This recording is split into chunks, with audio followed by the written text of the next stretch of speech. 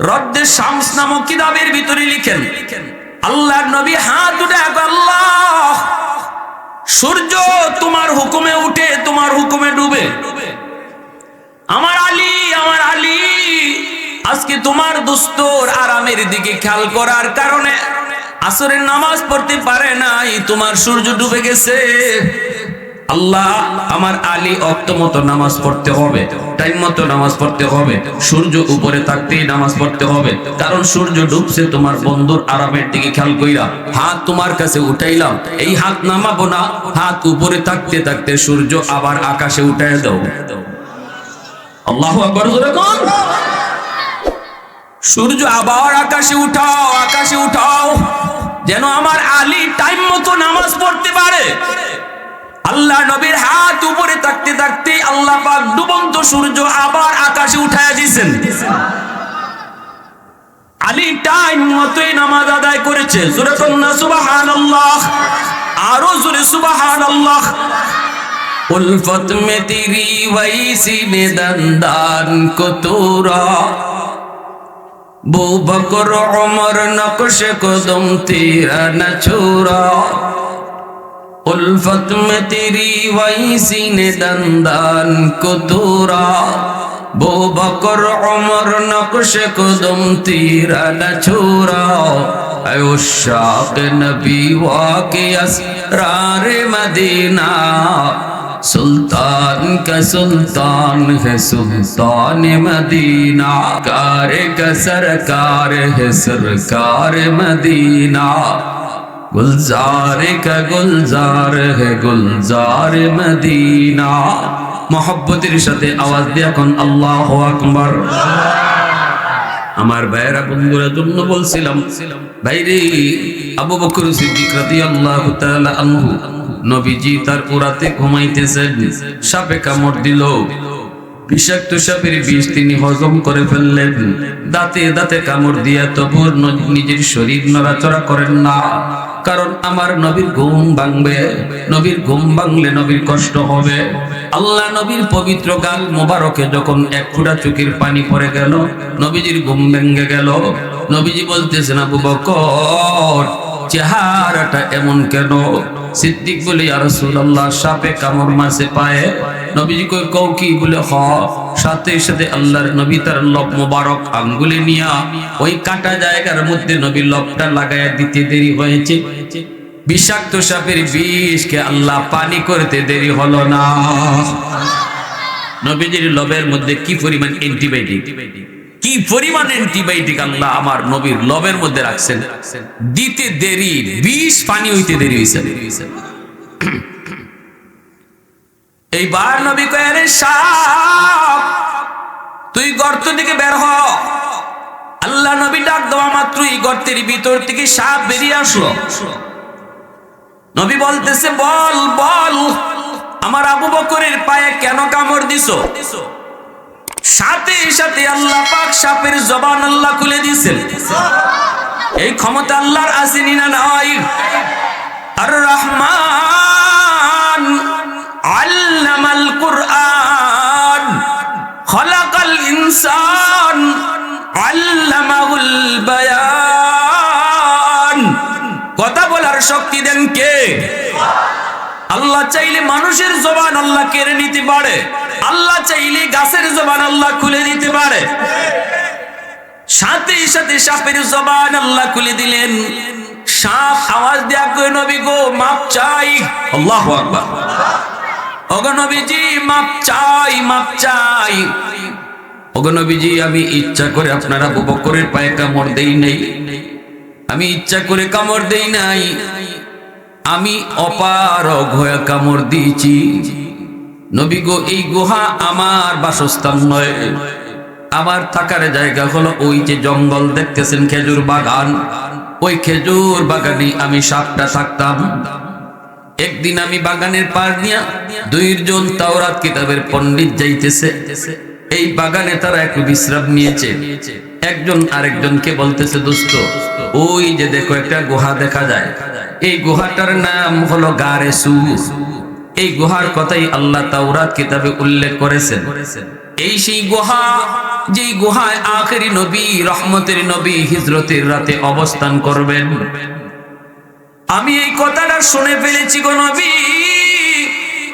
সেদিন থেকে আমি আমার বাসস্থান পরিবর্তন করে গুহায় অবস্থান নিয়েছি, শুধু এক নজর আপনাকে দেখার জন্য।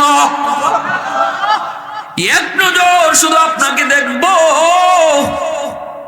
বেশি দূর খাইতেও যাই না। কোথায় কখন কোন টাইমে জানি আপনি ডুইকে আবার চলে যান, আমি আপনারে দেখতে না পারি। কষ্ট করে গুহার মধ্যে অবস্থান করতেছি দীর্ঘদিন প্রতীক্ষার পর আজকে আমার সেই স্বপ্ন পূরণ হতে চলেছে। আমার রহমতের নবীকে এক নজর আমি দেখতে পারবো, কিন্তু আপনার আবু বকরের পায়ের কারণে বের হতে পারি না। وَكَانَ اللَّهُ غَفُورًا رَّحِيمًا। আল্লাহ পাক বলেন, যদি কেউ ঈমান আনে, নেক আমল করে, তওবা করে, ইল্লা মান তাবা, তওবা করলো, ঈমান আনলো, নেক আমল করলো, আমি আল্লাহ তার জিন্দেগীর সব গুনাহকে নেকি বানায় দিব। তার জিন্দেগীর সব গুনাহকে নেকি বানায় দিব, গুনাহগুলোকে নেকি দ্বারা বদলায় দিব। এই হলো দলিল। হযরত ওমর বলেন, কিভাবে দলিল একটু বুঝায় বলেন। কই দলিল হলো, যদি ঈমান আনার পর, তওবা করার পর যদি আল্লাহ গুনাহকে নেকি দ্বারা পাল্টায় দেয়, তাহলে ওমর তুমি বলো, তুমি ঈমান আনার আগে তোমার জীবনের গুনাহ আমি আবু বকরের চেয়ে কি বেশি না? হযরত ওমর বলেন, আমার জীবনের গুনাহ বেশি। ইসলাম গ্রহণ করার আগে আমি অন্যায় আপনার চেয়ে বেশি করছি। কারণ ইনি তো একটু গরম মানুষ, ঠিক না? ওমর নরম না গরম?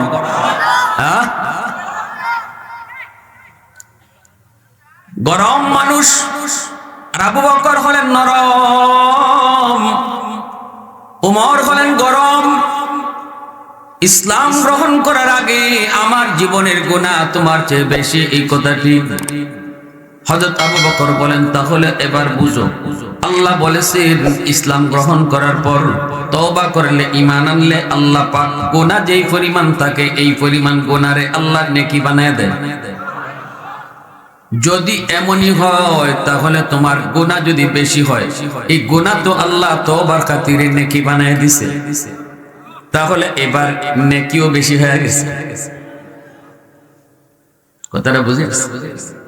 গুনাহ যদি তোমার পাহাড় পরিমাণ হয়, গুনাহ যদি সাগর পরিমাণ হয়, তওবার খাতিরে আল্লাহ নেকিও সাগর পরিমাণ বানায় দিছে। তওবার কারণে আল্লাহ ওই পাহাড় পরিমাণ গুনাহকেও আল্লাহ পাহাড় পরিমাণ নেকি বানায় দিছে। অতএব আমি আবু বকরের চেয়ে তোমার জীবনের নেকি 1000 গুণ বেশি হয়ে গেল রে। এই কথা বলতে হযরত ওমর চুপ হয়ে গেলেন, নীরব হয়ে গেলেন। আল্লাহর কোরআনের আয়াত তো এই কথাই বলে, তওবার এত পাওয়ার, তওবার এত পাওয়ার, তওবাকারী তওবা করলে আল্লাহ পাক রব্বুল আলামিন তার জীবনের গুনাহগুলা যেই পরিমাণ থাকে এই পরিমাণ নেকি বানায়। এজন্য তওবাকারী তওবার লগে লগে আল্লাহর ওলি হয়ে যায়। তার জীবনে কোনো গুনাহ থাকে না, শুধু নেকি আর নেকি থাকে। তওবার কারণে কোনো গুনাহ থাকে না, খালি নেকি আর নেকি থাকে। কই নেকি আসলো কোত্থেকে? কই নেকি তার করতে হয় না, নেকি তার করাও লাগে না, বরং গুনাহ যেই পরিমাণ আসিল এই পরিমাণ গুনাহকে আল্লাহ নেকি বানায় দিছে। আল্লাহ নিজের থেকে নেকি বানায় দিছে। আল্লাহু আকবার জোরে বলেন। যেই মাত্র এই কথাটা হযরত ওমর তিনি শুনলেন, তিনি তো নীরব নিস্তব্ধ হয়ে গেলেন। এইবার তিনি বলতেছেন, ভাই আবু বকর, যদি এমনই যদি হয়, তাহলে আমি আর বাড়াবাড়িতে যাব না, তর্ক বিতর্কে যাব না, আমি এই কথা বলবো না তোমার জীবনের নেকি বেশি, আমার জীবনের কম। কারণ যেহেতু তুমি কোরআনে আয়াত দিয়ে দলিল দিয়ে দিছো, আমি আর কথা বাড়াবো না। তবে একটা কথা বলবো, আসো আমরা দুজনে জীবনের নেকি বদলা বদলি করি।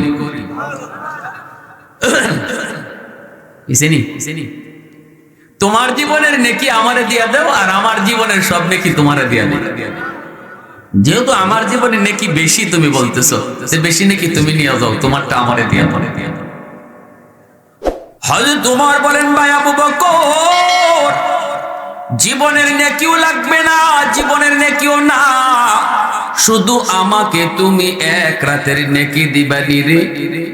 একটা রাতের নেকি যদি তুমি আমি উমরকে দাও, আমি উমর আমার জীবনের সব নেকি এক রাতের নেকির বদলা দিয়া দিব। এই কথাটা বলতে আবু বকর তখন বলে, ভাই উমর, সেটা কোন রাতের কথা তুমি বলছো?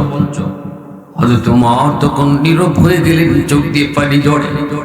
বলার আগেই তার চোখ দিয়ে পানি ঝরতে লাগলো, কান্দেন আর বলেন, ভাই আবু বকর, সেই রাতটা হলো আমার মায়ার নবীর সাথে হিজরতের রাত।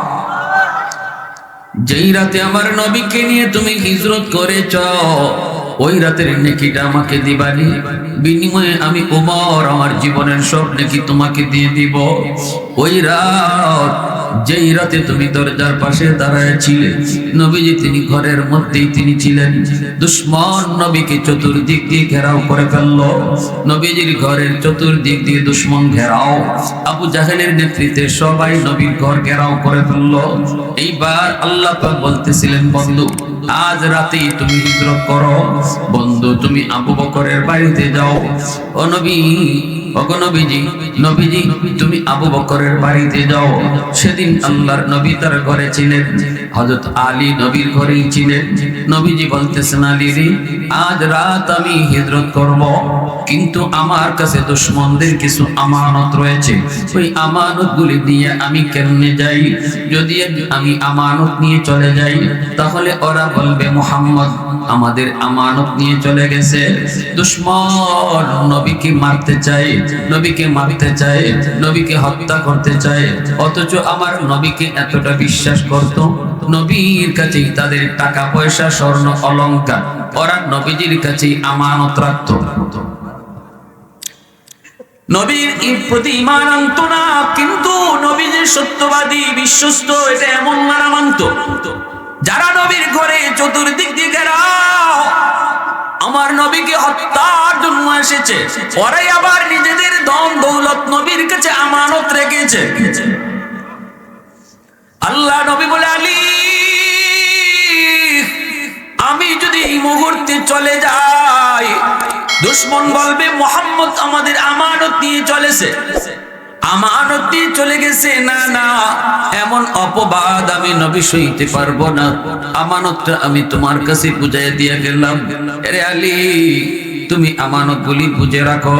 এই যে লিস্ট আমি তোমার কাছে দিয়ে গেলাম, অমুকের এই জিনিস, অমুকের ওই জিনিস, অমুকের অমুক জিনিস তোমাকে বুঝাই দিলাম। আমি চলে যাওয়ার পর তুমি আমানতটা তাদেরকে বুঝাই দিও। আর তুমি আমার চাদরের নিচে তুমি ঘুমাইবানি গো, আমার চাদরের নিচে তুমি ঘুমাইবানি। তুমি যদি আমার চাদরের নিচে ঘুমাও, ওরা মনে করবে মুহাম্মদ ঘুমায় রইছে। ঘুমন্ত অবস্থায় ওরা মারবে না, সিদ্ধান্ত ওদের ঘুমন্ত অবস্থায় মারবে না। সকাল হলে পরে এরা ঘরের ভিতরে ঢুকে মারবে। অতএব আলী, তুমি আমার চাদরের নিচে ঘুমায় পড়ো, তোমাকে মুহাম্মদ মনে করো, আর আমি আল্লাহর হুকুমে ওদের পাশ দিয়ে চলে যাব। কেমনে যাব সেটা আল্লাহ জানে। আল্লাহু আকবার। আরো যেরকম আল্লাহু আকবার। এ আলী, তুমি পারবানি, রাজি নি? তুমি একটু বলো, চিন্তা করে বলো, চিন্তা করে বলো। রিক্স, শুধু রিক্স না, হাই রিক্স। আমার চাদরের নিচে যদি তুমি ঘুমাও, ওরা তোমাকে মুহাম্মদ মনে করে, এই ঘুমন্ত অবস্থায় আক্রমণ করতে পারে। এবার আলী তুমি বলো রাজি কিনা, একটু চিন্তা করে কও। হযরত আলী বলে, ইয়া রাসূলুল্লাহ, কোনো চিন্তা ফিকির লাগবে না, আমি রাজি আছি। এই বাচ্চাগুলো আওয়াজ করে। আলী বলে, নবী গো, চিন্তা ফিকির লাগবে না, আমি রাজি আছি, আমাকে চাদরের নিচে ঘুম পাড়াইয়া দেন। নবীজির চাদরে আলী তিনি ঘুমায় রইলেন। এইবার নবীজি বের হবেন ঘর থেকে। আল্লাহ কয়, বন্ধু বের হও। নবী কয়, মালিক কেমনে বের হই? ওরা তো চতুর্দিকে ঘেরাও করে রেখেছে, ওরা তো চতুর্দিকে ঘেরাও করে রেখেছে। আল্লাহ কয়, বন্ধু দুশমন আইছে এখন, কিন্তু আমি আল্লাহ আইছি আরো বহু আগে। আরো জোরে কও না সুবহানাল্লাহ। আরে এরা আইছে এখন তোমারে মারতো, আর আমি আল্লাহ তোমার পাহারাদার, আইছি আরো বহু আগে। আল্লাহ। এক মুষ্টি বালি হাতে নাও, সূরা ইয়াসিনের আয়াত পড়া ফু দাও, সবগুলি দুশ্মনরে অন্ধ বানায় দিব। নবী এক মুষ্টি বালু হাতে নিলেন। আল্লাহ নবী কয়, আল্লাহ, সামনের দিকে যদি বালু মারি পিছনের দুশ্মন বেঁচে যায়, পিছনের দিকে যদি মারি সামনের দুশ্মন বেঁচে যায়, ডান দিকে যদি মারি বামের দুশ্মন বেঁচে যায়, কেমনে কি করব? আল্লাহ কয়, বন্ধু, ধুলাবালি মারা তোমার কাম, চতুর্দিকের দুশ্মনকে অন্ধ বানায় দেওয়া আমি আল্লাহর কাম। তোমার কাম তুমি করো, আমার কাম আমি করব, ঠিক না? তোমার কাম তুমি করো, আমার কাম আমি করব। নবীজি এক মুষ্টি ধুলা উড়ায় মারলেন, সবগুলি দুশ্মনকে আল্লাহ অন্ধ বানায় দিলেন। সব খালি চোখ কসলায়, খালি কই কিতাব পড়ছে, কিতাব পড়ছে, চোখ কসলায়। এই সুযোগে আল্লাহ কয়, বন্ধু, এখন এরা দাঁড়িয়ে দিয়ে যাও গা। নবীজি হেরার দাঁড়িয়ে দিয়ে চলে যেতেছে। শয়তানে কয়, জায়গা রে জায়গা। ইবলিস আছে তো দাঁড়ো। ইবলিসে কয়, জায়গা তো মুহাম্মদ জায়গা। কই যায়? কয়, তোরা চোখ কসলাইতেছো আর এই ফাঁকিতে মুহাম্মদ গেছে। আবু জাহেল ঘরের ভিতরে ঢুকছে, ঢুকে দেখে চাদর তুললেই দেখে আলী ঘুমায় রয়েছে। হাই হাই, ঠিকই তো মুহাম্মদ তো চলে গেছে। এখন তো চতুর্দিকে লোক পাঠাই দিছে, 100 উট পুরস্কার মুহাম্মদ রেজে দরবার, চতুর্দিকে লোক ছুটছে। আর আল্লাহ বলছে, বন্ধু, তুমি আবু বকরের দরজায় যাও। আমি আপনি যদি আল্লাহকে প্রশ্ন করি, আল্লাহ, তোমার হাবিব তো আমানত রেখে গেছে আলীর হাতে, তুমি তোমার আমানত কার কাছে পাঠাইছো? আল্লাহ কইব, আমি আমার আমানত আবু বকরের কাছে পাঠাইছি। সুবহান। সেই আবু বকর কত দামি! সিদ্দিক আকবরের দরজার পাশে গভীর রাতে নবী যে দাঁড়ালেন। দাঁড়িয়ে আস্তে করে নবী ডাক দিলেন, আবু বকর। গভীর রাতে দরজার পাশে নবী আস্তে করে ডাক দিলেন, আবু বকর। জোরে ডাক দেওয়া যায় না, কারণ দুশ্মন পিছনেতে আসতেছে। ডাকটা আস্তে করে দিতে দেরি হলো, কিন্তু আবু বকর সিদ্দিকের দরজা খুলতে দেরি হলো না। নবীকে, আবু বকর, এত তাড়াতাড়ি কেমন করে তুমি দরজা খুলেছ? তুমি কি ঘুমাও নাই? সিদ্দিক তখন নবীকে বুকে জড়ায় কান্দে, নবী গো, 40 দিন আগে আপনি বলেছিলেন, আবু বকর, রেডি তাইকো, প্রস্তুত তাইকো, সতর্ক তাইকো, যে কোনো এক রাতে তোমাকে নিয়ে আমি হিজরত করব। নবী গো, 40 দিন আগে আপনি এই কথা আমাকে বলেছিলেন। সেই দিন থেকে আমি আবু বকর আজও পর্যন্ত কোন রাতে বিছানায় পিঠ লাগাই না গো নবী। সারাটা রাত আমি দরজার পাশে দাঁড়ায় অপেক্ষা করি, কখন আমার দিনের নবী সে দরজার পাশে ডাক দিবে। যদি দরজা খুলতে দেরি হয়, নবীর কষ্ট হবে, এজন্য আমি বিছানায় পিঠ লাগাই না, দরজার পাশে দাঁড়ায় দাঁড়ায় সারা রাত অপেক্ষা করি। এজন্য ডাক দিতে দেরি হয়েছে, খুলতে দেরি হয় নাই। জোরে বল সুবহানাল্লাহ। আরেকটু জোরে বল সুবহানাল্লাহ। सिद्दीक तेरा नाम से इस्लाम रहेगा, सिद्दीक तेरा नाम से इस्लाम रहेगा, दुनिया की सदाकत में तेरा नाम रहेगा, दुनिया की सदाकत में तेरा नाम रहेगा, फारूक तेरा नाम से इस्लाम रहेगा, दुनिया की अदालत में तेरा नाम रहेगा, दुनिया की अदालत में तेरा नाम रहेगा, उस्मान तेरा नाम से इस्लाम रहेगा, दुनिया की सखावत में तेरा नाम रहेगा, हैदर तेरा नाम से इस्लाम रहेगा, दुनिया की शजाअत में तेरा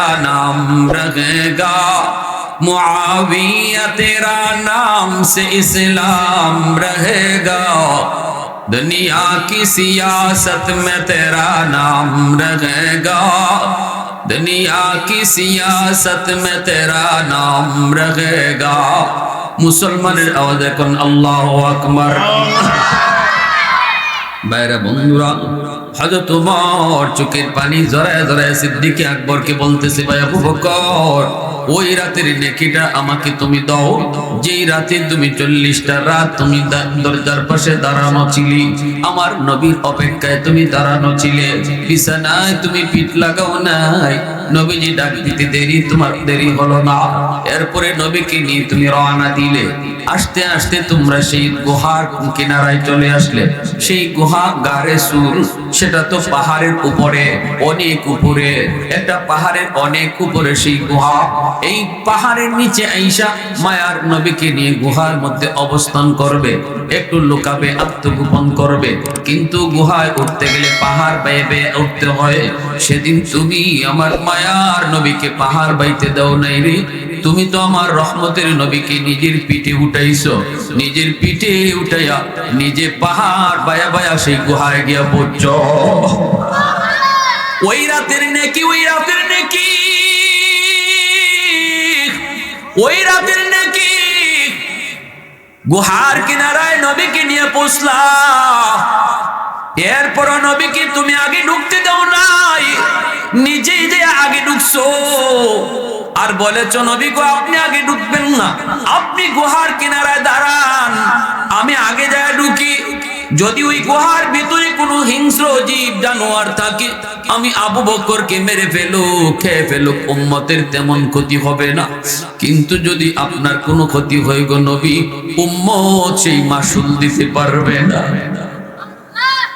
গোটা উম্মত হালাক হয়ে যাবে, গোটা উম্মত হালাক হয়ে যাবে যদি আপনার কোনো ক্ষতি হয়। আমি আগে ঢুকি, আপনি এই জায়গায় দাঁড়ান। আমার মায়ার নবীকে তুমি এই গুহার মুখে দাঁড় করা, নিচে যে আগে ঢুকছো, ঢুইকে সবগুলি গর্তের মুখ তুমি পাগড়ি সিরা সিরা, গর্তের মুখগুলা কাপড় দিয়ে তুমি ঢাকছো, বন্ধ করেছ। একটা গর্তের মুখ বন্ধ করার মতো কাপড় তোমার কাছে ছিল না। এই গর্তটা নিজের পা দিয়ে তুমি আটকায় রাখছো। আর নবীকে বলেছো নবী গো আপনি গুহার ভিতরে ঢুকেন, এবার আপনি ভিতরে আসেন। নবীজি ভিতরে আসলেন।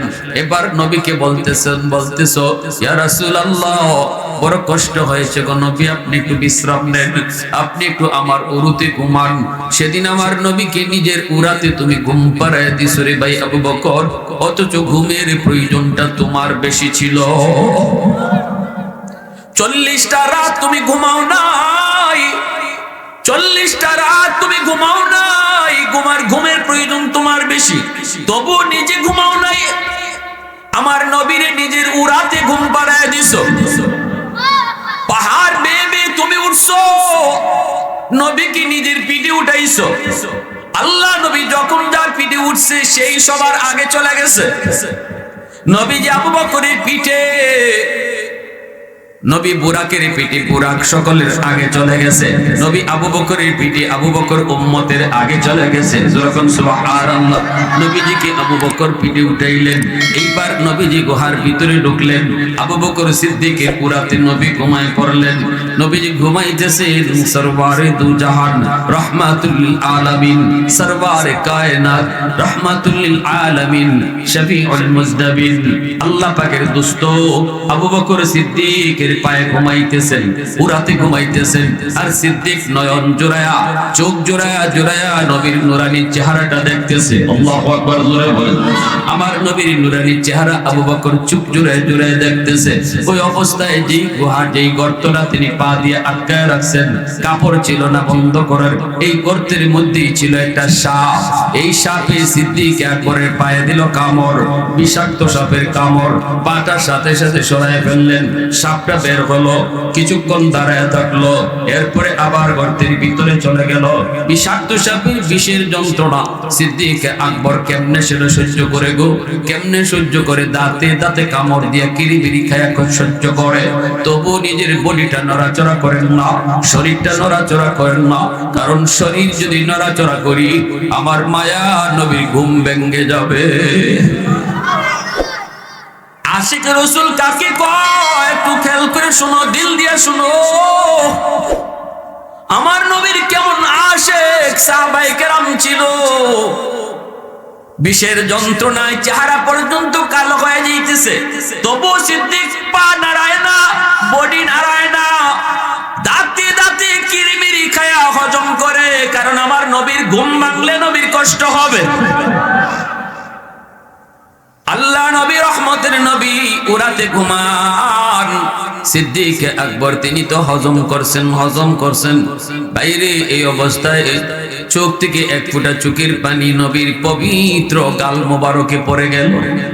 যেই মাত্র চোখের গরম পানি নবীজির গাল মুবারকে পড়ছে, সাথে সাথে আমার নবীর ঘুম ভেঙে গেছে। নবীজি ঘুম ভেঙে এইবার তাকায় দেখে সিদ্দিকের চেহারাটা কালো হয়ে গেছে। আল্লাহ! সাহাবায়ে কেরাম কি পরিমাণ ত্যাগ, কি পরিমাণ ধৈর্য, কি পরিমাণ কুরবানি করেছেন রাসূলের একটু আরামের জন্য। জোরে কন্যা সুবহানাল্লাহ। হযরত খুবাইব রাদিয়াল্লাহু তাআলা আনহুকে শুলিতে যখন চড়াবে, আবু সুফিয়ান শুধু এতটুকু কইছিল, খুবাইব তোমাকে তো শুলিতে চলাইয়া এখন আমরা ফাঁসি দিব, নিচ থেকে তীর মারব, তবে একটা কথা যদি তুমি বলো তাহলে তোমার মুক্তি দিয়ে দিব। মারবো না। কোন কথা? কয়েকবার শুধু কও যে তুমি যেখানে এখন ঝুলতেছো এখানে মুহাম্মদ ঝুলতেছে, শুধু এতটুকু মুখে বলবা, বাস্তবে না। বাস্তবে তো মুহাম্মদ সেই কোথায়। তুমি শুধু একবার বলবা যে তোমার জায়গায় মুহাম্মদ এখানে ঝুলতেছে, মুখে শুধু বলবা, বাস্তবে না, তোমারে মুক্তি দিয়ে দিব।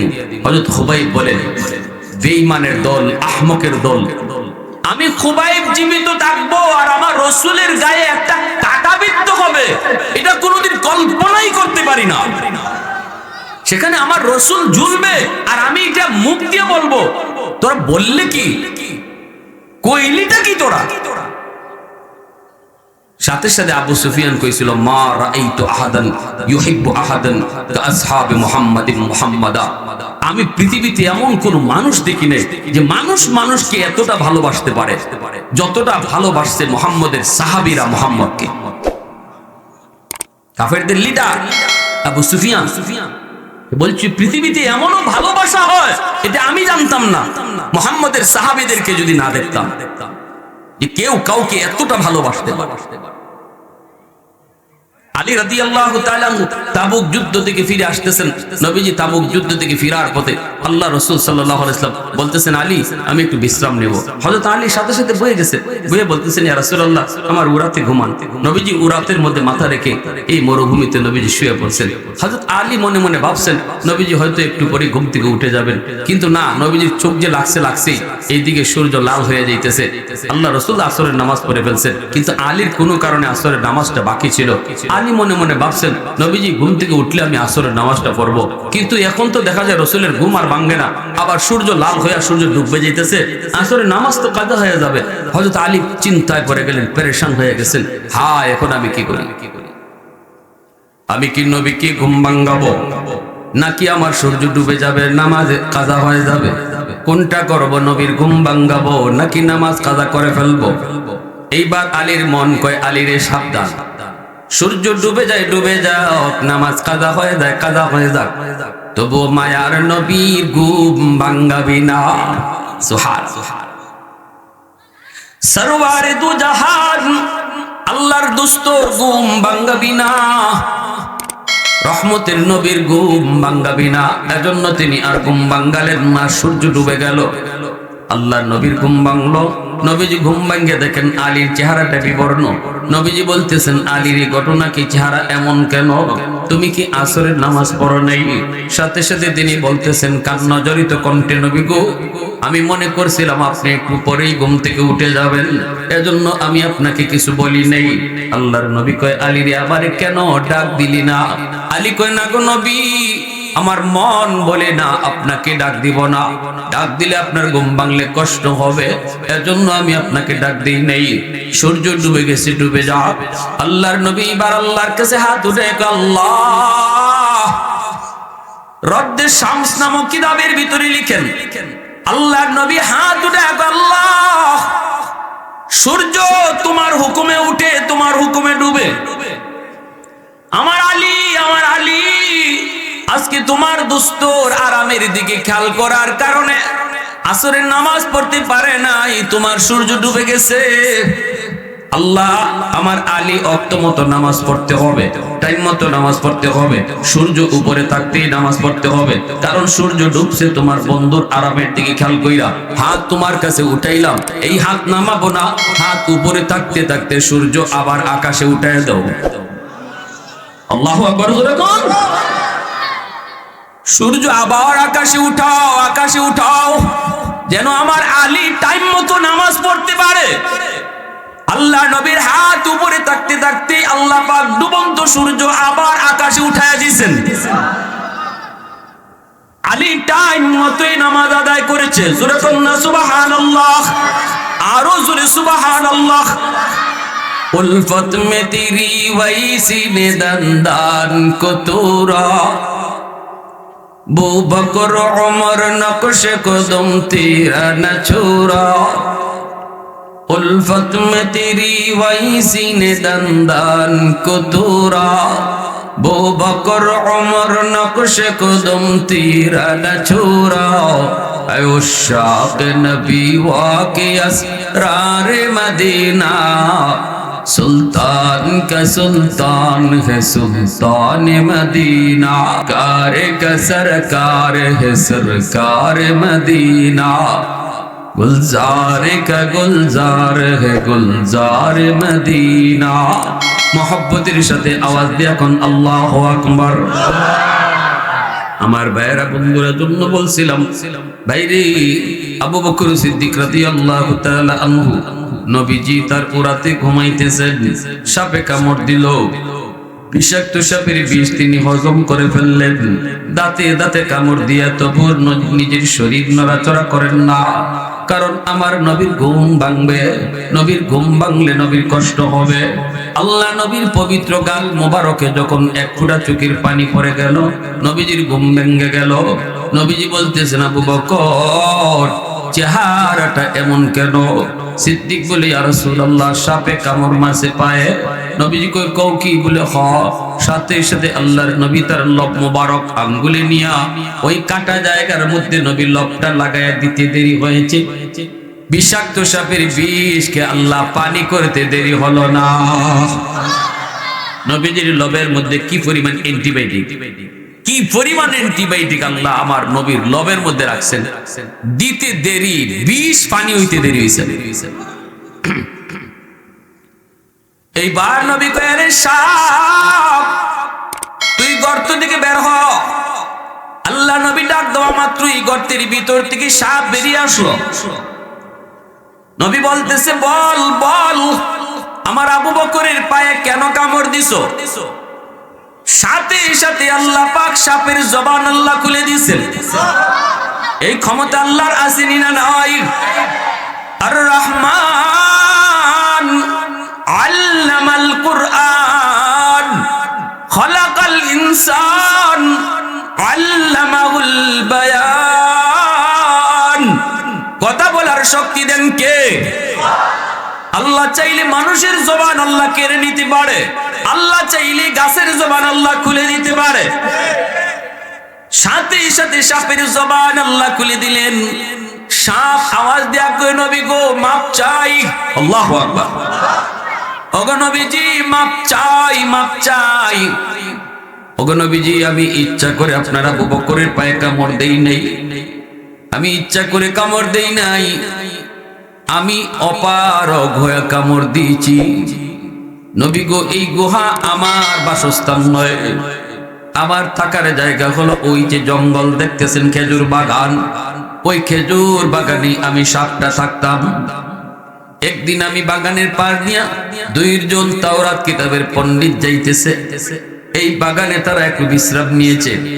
একজন আরেকজনকে বলতেছে, দোস্ত ওই যে দেখো একটা গুহা দেখা যায়, এই গুহাটার নাম হলো গারে সুর।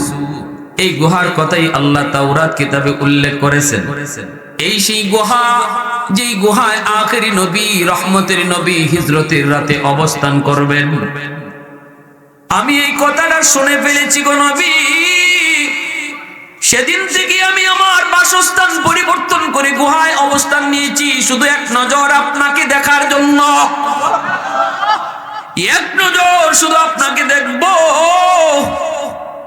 বেশি দূর খাইতেও যাই না। কোথায় কখন কোন টাইমে জানি আপনি ডুইকে আবার চলে যান, আমি আপনারে দেখতে না পারি। কষ্ট করে গুহার মধ্যে অবস্থান করতেছি দীর্ঘদিন। প্রতীক্ষার পর আজকে আমার সেই স্বপ্ন পূরণ হতে চলেছে। আমার রহমতের নবীকে এক নজর আমি দেখতে পারবো, কিন্তু আপনার আবু বকরের পায়ের কারণে বের হতে পারি না। আমার গর্তের আর কোনো মুখ নাই, অন্য কোথাও দিয়া বের হওয়ার সুযোগও নাই। এজন্য আমি চেষ্টা করেছি, বের হওয়ার পারি নাই, কোথাও কোনো সুযোগ নেই। বাধ্য হয়ে আমি আবু বকরের পায়ে কামড় দিয়েছি গো নবী, যেন পাটা সরায়। পাটা সরানোর পর আমি বের হইয়া আমার দীর্ঘদিনের মনের আশা আমি পূরণ করেছি আপনার নুরানি চেহারা দেখার পর। নবী গো আমি মাপ চাই, মাপ চাই। ভাইরা বন্ধুরা, সিদ্দিক আকবরের সামনে হযরত ওমর এই কথাগুলি বলতেছেন আর চোখের পানি জোরে কাঁদতেছে আর বলতেছে, ভাই আবু বকর, জিন্দেগির নেকি লাগবে না, শুধু ওই একটা রাতের নেকি আমাকে দিয়ে দাও, আমি ওমর আমার জীবনের সব নেকি দিয়ে দিব। আবু বকর সিদ্দিক বলে, ভাই ওমর, তাহলে তো একটু জানা দরকার এই রাতে আমার কি পরিমাণ নেকি হয়েছে, এটা তো আগে একটু বোঝা দরকার, জানা দরকার। চলো, আমি নিজেও তো জানি না এই রাতে কি পরিমাণ নেকি হয়েছে, আমার তো জানা নাই। চলো আমরা নবীজির কাছে যাই, আল্লাহর নবীর কাছে গিয়ে একটু জানি এই রাতে আমার কি পরিমাণ নেকি হলো। আগে তো জানতে হবে, তারপরে তো বদলা বদলি করার কথা, আগে তো নিজেরটা নিজে বুঝতে হবে। দুজন চলে আসলেন নবীজির কাছে, আল্লাহর নবীর কাছে চলে আসলেন। আইসা দুজন সালাম জানালেন। নবীজি দেখতেছেন দুজন শ্বশুর আয়া হাজির, দুইজনই মায়ের নবীর শ্বশুর, দুইজনই নবীজির। আবু বকর সিদ্দিক নবীর,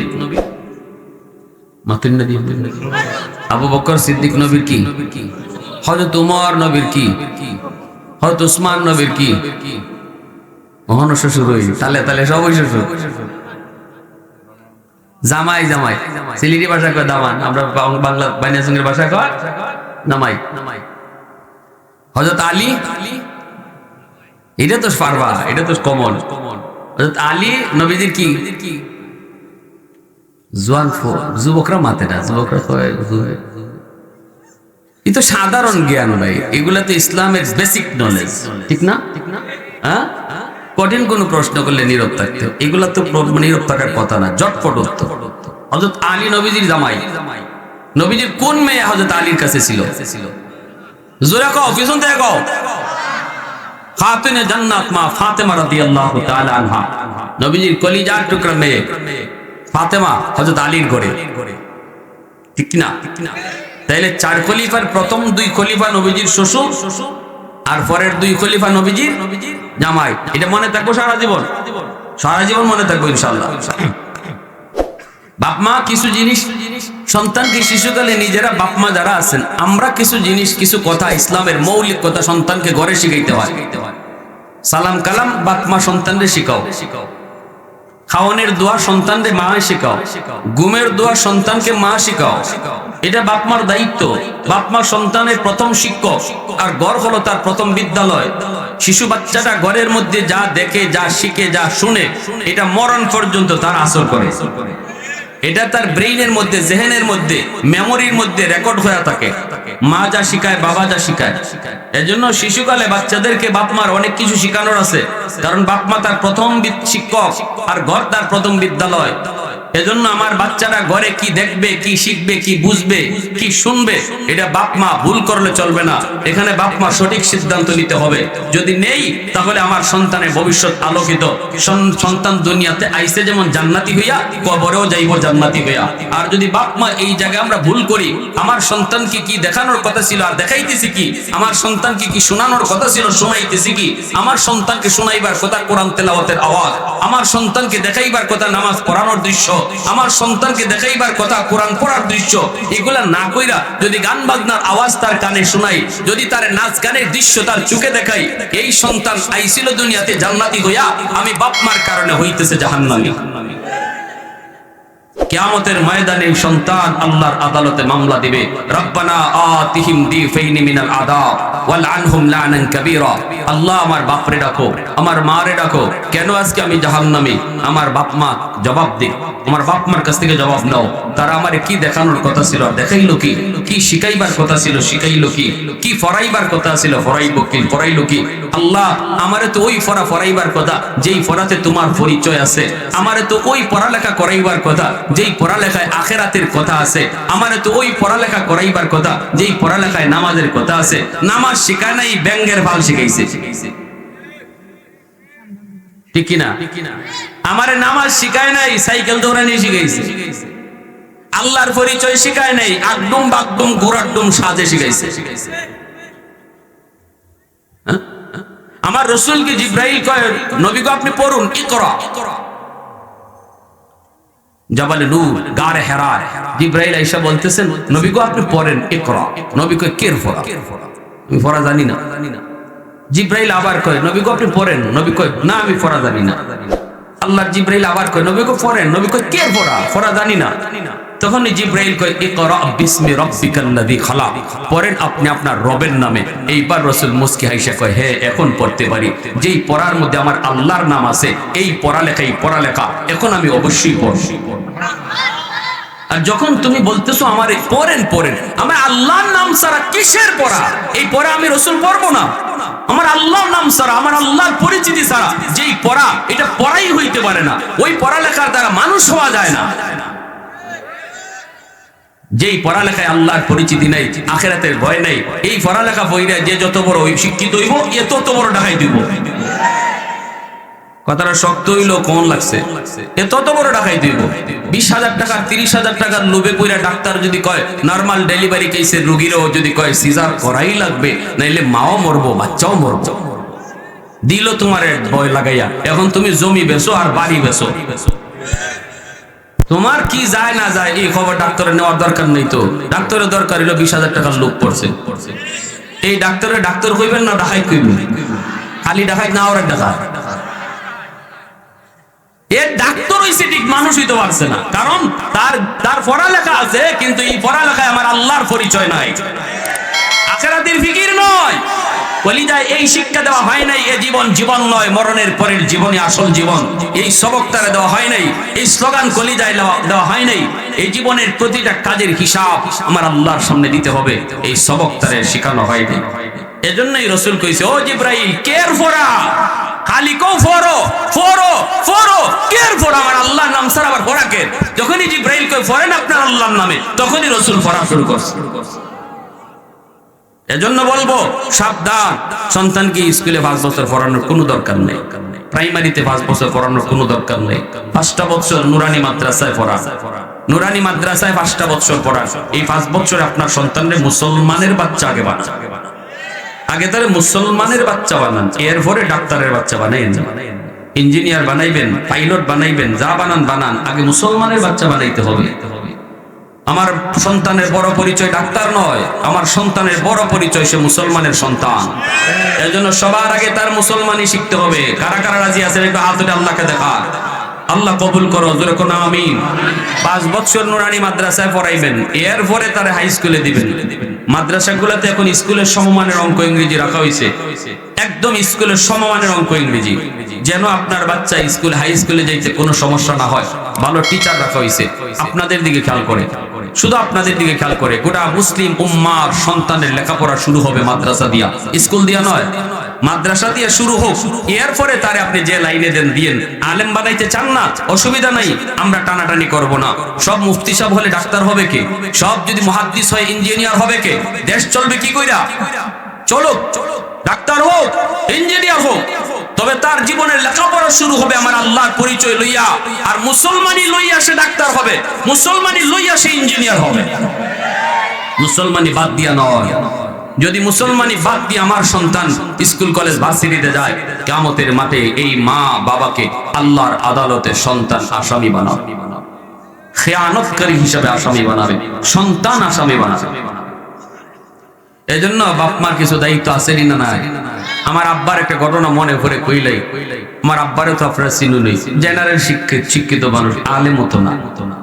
সেই ছোটবেলা আব্বার পাশে আব্বার একজন বন্ধু বসা, আমি গেলাম রুমে ঢুকছি, ছোট মানুষ দেখবেন বাচ্চা বাপ মার পাশে গিয়ে ঘষাঘষি করে, তো আমি যে একটু বাবার পাশে গেছি, সালাম দেই নাই, এটি আমার অপরাধ ছিল। আব্বা বলছেন, বাবা সালাম দিলা না? তো আমি সাথে সাথে বলতেছি আসসালামু আলাইকুম ওয়া রাহমাতুল্লাহ। সালাম তো শিখাইছেন, কিন্তু এই সময় আমি হয়তো ভুলে গেছি। ভুল হয় কি হয় না? ভুলে গেছি। তো আমার চাচা যিনি আঙ্কেল ছিলেন, ইনি বলতেছেন ওয়ালাইকুম আসসালাম বাবা, বেঁচে থাকো। কিন্তু আব্বা বলতেছেন না, তোমার সালাম গ্রহণ করা হবে না, রুম থেকে বের হও। আমারে বলতেছে রুম থেকে বাইর হও, রুম থেকে বাইরিয়া আবার রুমে ঢুকবা, সালাম দিয়ে ঢুকবা।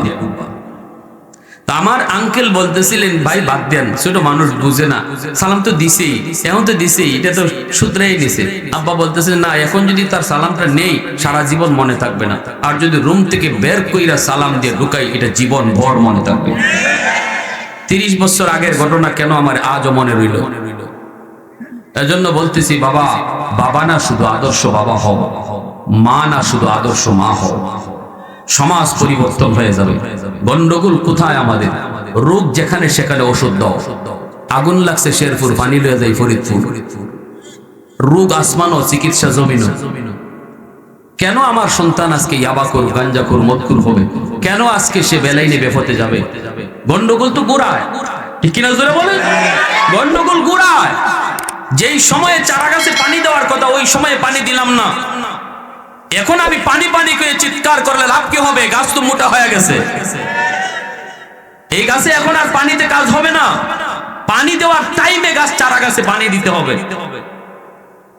এজন্য হাত জোর করে আপনাদেরকে বলবো, উলামায়ে কেরাম শুধু আপনাদের দিকে খেয়াল করে মাদ্রাসার নুরানি বিভাগে স্কুলের সমমানের অঙ্ক ইংরেজি রাখছেন, যেন আপনার সন্তানের লেখাপড়া মুসলমানি শিক্ষা হয়, মুসলমানি লইয়া যেন আপনার সন্তান সামনের দিকে আগায়, জীবন যেন আল্লাহর পরিচয় নিয়ে আসে সামনের দিকে আগায়।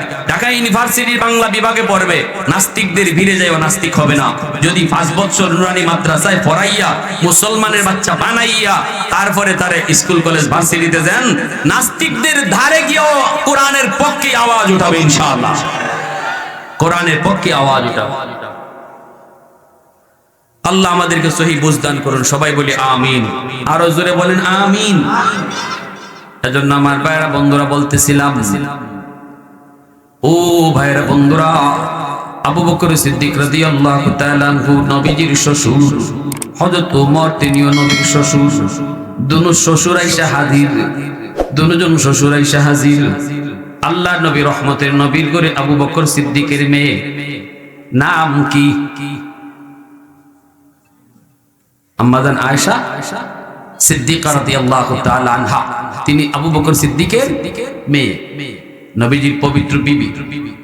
স্বামী স্ত্রীর ভিতরে মাঝে মাঝে একটু গন্ডগোল হয়নি না, হয় না? একটু ঝগড়াঝাটি হয়নি না, হয় না? হ্যাঁ, এর লাগে কিতা ভাজন লিয়ে ফিটানি শুরু করে দিত।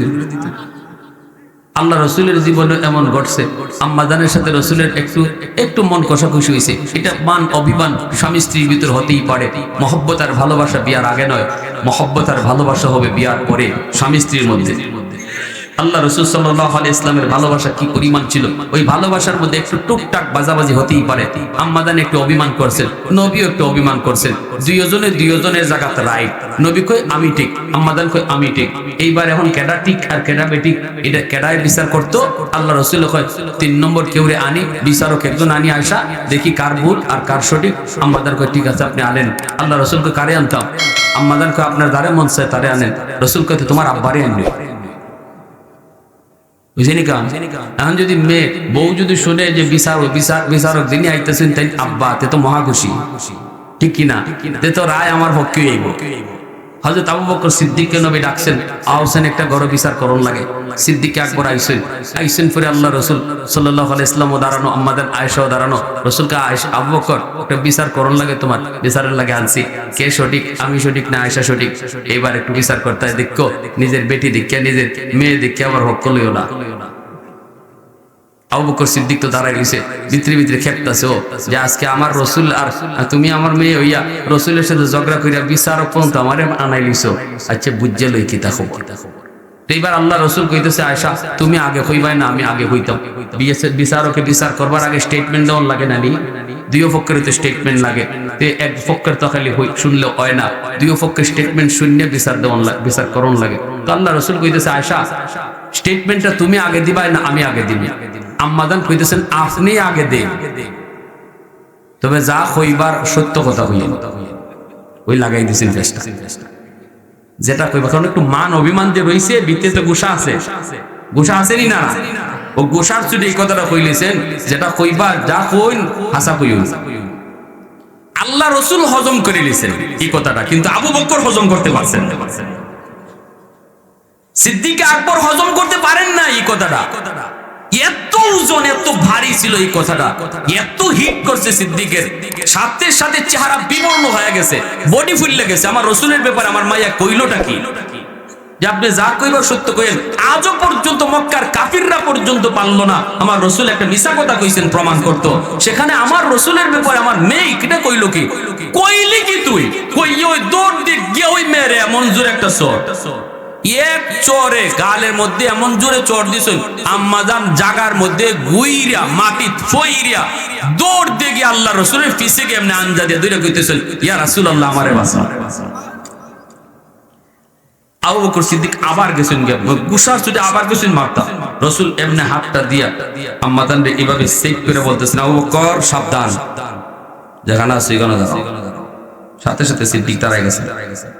রসুলের মেজাজও গরম। নবী বলতেছেন, আবু বকর বিচার করতে আনছি, মারতে আনি নাই। আল্লাহু আকবার, জোরে কর, আর জোরে কর। আমরাই লোক হইতাম আরো মারো, কিতা কইতাম, এখন তো আমার দ্বারা ইলাই যাও, হিবাই যাও, আমরা হইলে এই কথা কইতাম। কিন্তু আল্লাহ রসুল কইতেছেন, সাবধান আবু বকর, মারতে আনি নাই, বিচার করতে আনছি। আতুল চোখে সিদ্দিক আকবর সাথে সাথে চুপ নীরব দাঁড়ায় রয়েছে। আল্লাহ রসুলের গুসা কারে। নবীজি বলতেছেন, যাও তোমার বিচার লাগবে না, বের হও ঘর থেকে। সিদ্দিক আকবর চুপচাপ রুম থেকে বের হয়ে গেছে, রুমের বাইরে গিয়ে দাঁড়ায় রয়েছে। এমনি আল্লাহ রসুল ঘুরে দাঁড়াইছেন, ঘুরে যে আম্মাদানকে বুকের সাথে বুক মিলাইয়া আদর খাইতেছেন, আর মুচকে হাসি দিয়ে কইতেছেন, আয়সা আজকে আমি না থাকলে তো তোমার আব্বাই তোমার মারিয়ে লিত। আম্মাদান সাথে সাথে রসুলের বুকে মাথা লাগাই মাপ চাইতেছেন, ইয়া রাসূলুল্লাহ ভুল হয়েছে, মাফ করে দেন। দুইজনে হাসতেছেন, দুইজনে হাসতেছেন। আবু বকর সিদ্দিক ঘরে ঢুকে কইলে, কোন জাতের বিচার আমি বুঝলাম না।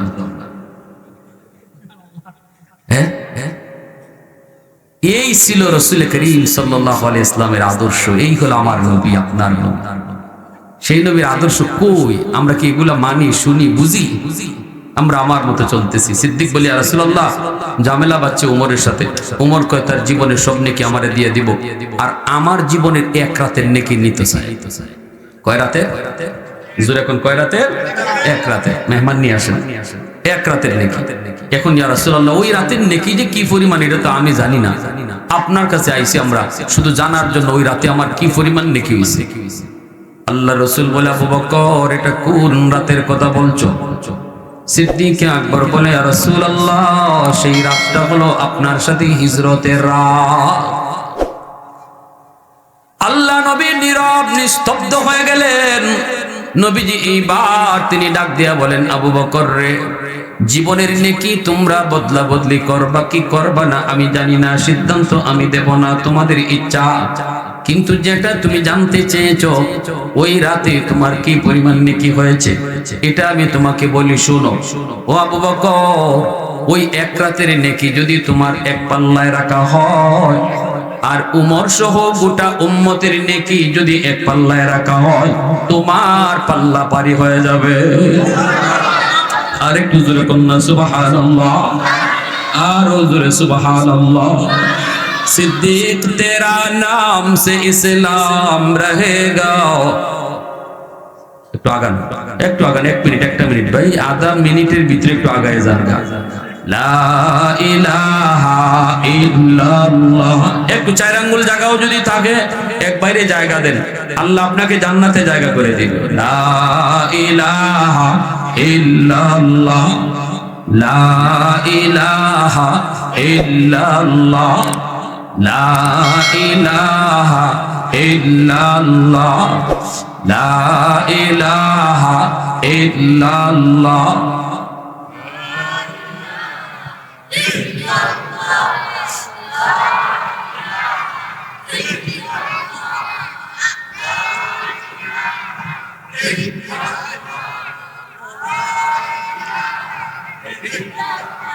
জুড়ে লা ইলাহা ইল্লাল্লাহ।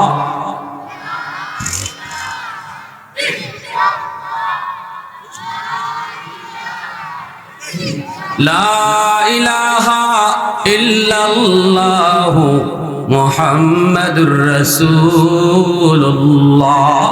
জোরে সুরে বলি সাল্লাল্লাহু আলাইহি ওয়াসাল্লাম। তাহলে আবু বকর সিদ্দিক জানলেন ওই এক রাতের নেকি যদি এক পাল্লায় রাখা হয়, আর উমর না খালি উমরের জীবনের নেকি সহ গোটা মুসলিম উম্মতের নেকি যদি এক পাল্লায় রাখা হয়, রাসূল বলেন আবু বকরের এক রাতের নেকির পাল্লা ভারী হয়ে যাবে। সাথে সাথে সিদ্দিক বলে, বাইরে উমর, আমি বদলাইতে রাজি না। এজন্য আল্লাহ পাক রব্বুল আলামিন কয়, শুনো, তওবাকারী তওবার কারণে তার জিন্দেগির সব নেকি গুনাহ আল্লাহ নেকি বানায় দেয়। এই মজলিসে যারা আসছি আর যারা বসছি, জীবনে কম বেশি নেকি গুনাহ, কম বেশি গুনাহ সবার জীবনে আসেনি না নাই? এর যুবক, শয়তানের ধোঁকায় পড়ে নফসের খায়ের সাথে পড়ে, অন্যায় করেছো, গুনাহ করেছো, কিন্তু মনে মনে তোমার ইচ্ছা হলো নামাজ ধরবো, আল্লাহরে খুশি করব, কিন্তু তাকায় দেখো, ডান দিকে তাকাইলে দেখবা তোমার খেলার সাথী কবরে চলে গেছে, বাম দিকে তাকাইলে দেখবা তোমার বন্ধু কবরে চলে গেছে। তারও জীবনে এমন ইচ্ছা ছিল গুনাহ ছাড়বে, তারও জীবনে এমন ইচ্ছা ছিল আল্লাহকে খুশি করবে, কিন্তু সেই টাইমটা সে পায় নাই, সেই সুযোগটা তার জীবনে আর হয় নাই। অতএব না না, টাইম ধরে তওবা না, তওবা করতে হয় মুহূর্তের ভিতরে। আল্লাহ পাক রব্বুল আলামিন এই জায়গায় বসার আগে আমার নামটা হয়তো ছিল গুনাহগারের খাতায়, কিন্তু এই মুহূর্তে যদি আমি মাহফিলে বইসা বলি, আল্লাহ, জীবনে যত গুনাহ করেছি আর করব না গো মালিক, গতকাল তো এমন ছিল বন্ধুর সাথে কথা কইছি, আজকেই তার কবরের ঠিকানা, আল্লাহ, সন্ধ্যার সময় একসাথে বইয়া চা খাইছি, গভীর রাতে বন্ধুর মৃত্যুর সংবাদ, এমন কত ঘটনা আমার আপনার জীবনে ঘটে। এই রাত কার জীবনের শেষ রাত কেউ জানি না, কার জীবনের মাহফিল এই মাহফিল কেউ জানি না। এজন্য যদি বসার আগে আমি ছিলাম নাম গুনাহগারের তালিকায়, আর এখন যদি তওবা করি, আল্লাহ, আর জীবনে নাফরমানি করব না, আর জীবনে তোমার নারাজ করব না, আল্লাহ পাক মুহূর্তের ভিতরে আমার নামটা গুনাহগারের তালিকা থেকে কাইটা ওলির খাতায় উঠায় দিবে।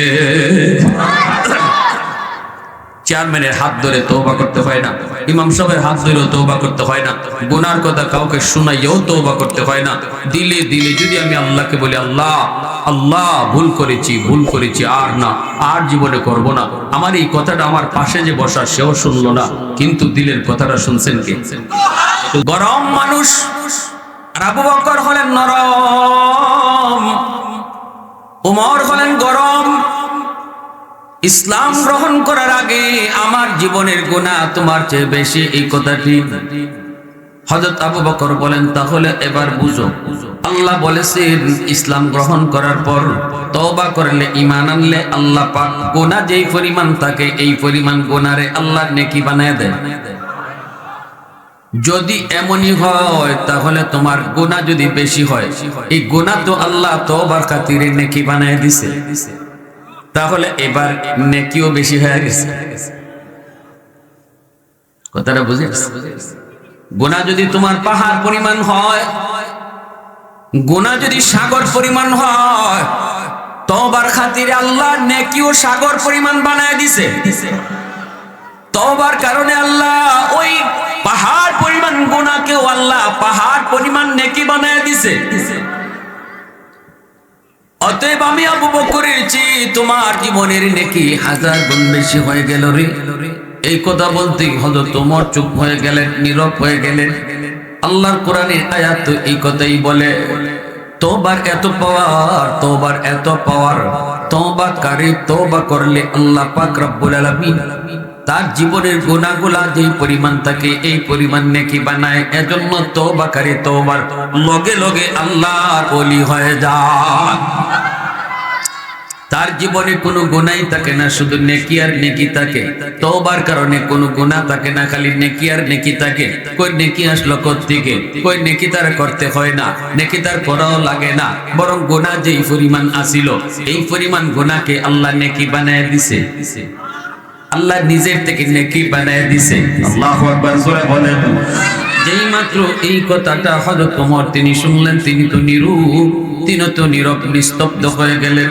এইবার তিনি বলতেছেন, ভাই আবু বকর, যদি এমনই যদি হয় তাহলে আমি আর বাড়াবাড়িতে যাব না, তর্ক বিতর্কে যাব না, আমি এই কথা বলবো না তোমার জীবনের নেকি বেশি আমার জীবনের কম। কারণ যেহেতু তুমি কোরআনে আয়াত দিয়ে দলিল দিয়ে দিছো, আমি আর কথা বাড়াবো না। তবে একটা কথা বলবো, আসো আমরা দুজনে জীবনের নেকি বদলা বদলি করি।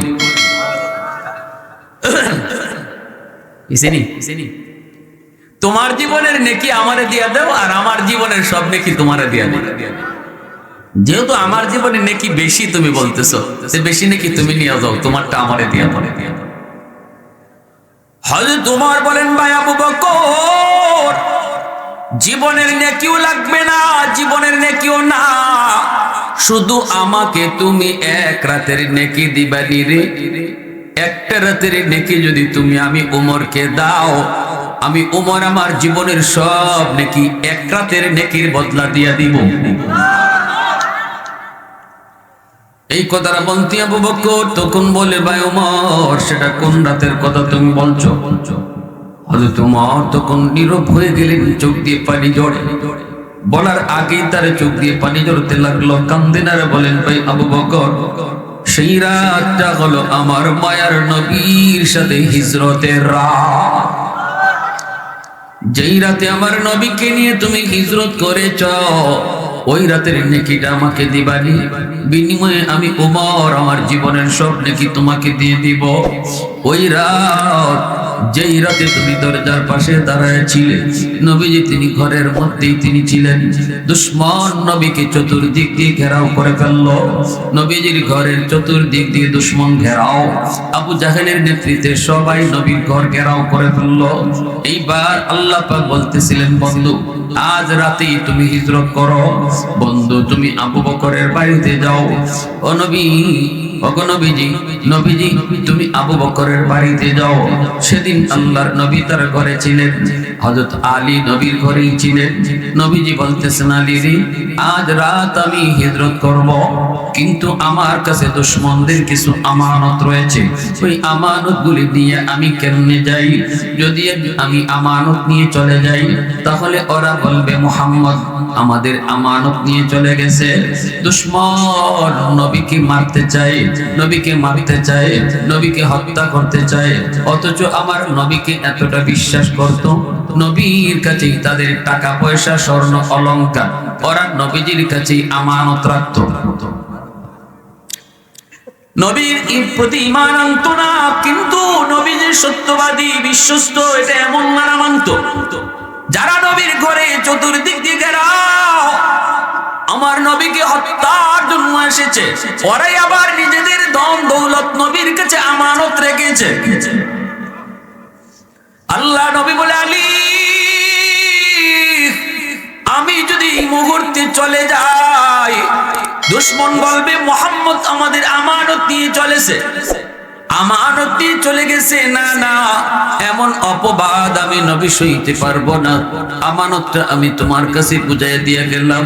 আরে আলী, তুমি আমানতগুলি বুঝে রাখো, এই যে লিস্ট আমি তোমার কাছে দিয়ে গেলাম, অমুকের এই জিনিস, অমুকের ওই জিনিস, অমুকের অমুক জিনিস তোমাকে বুঝাই দিলাম। আমি চলে যাওয়ার পর তুমি আমানতটা তাদেরকে বুঝাই দিও।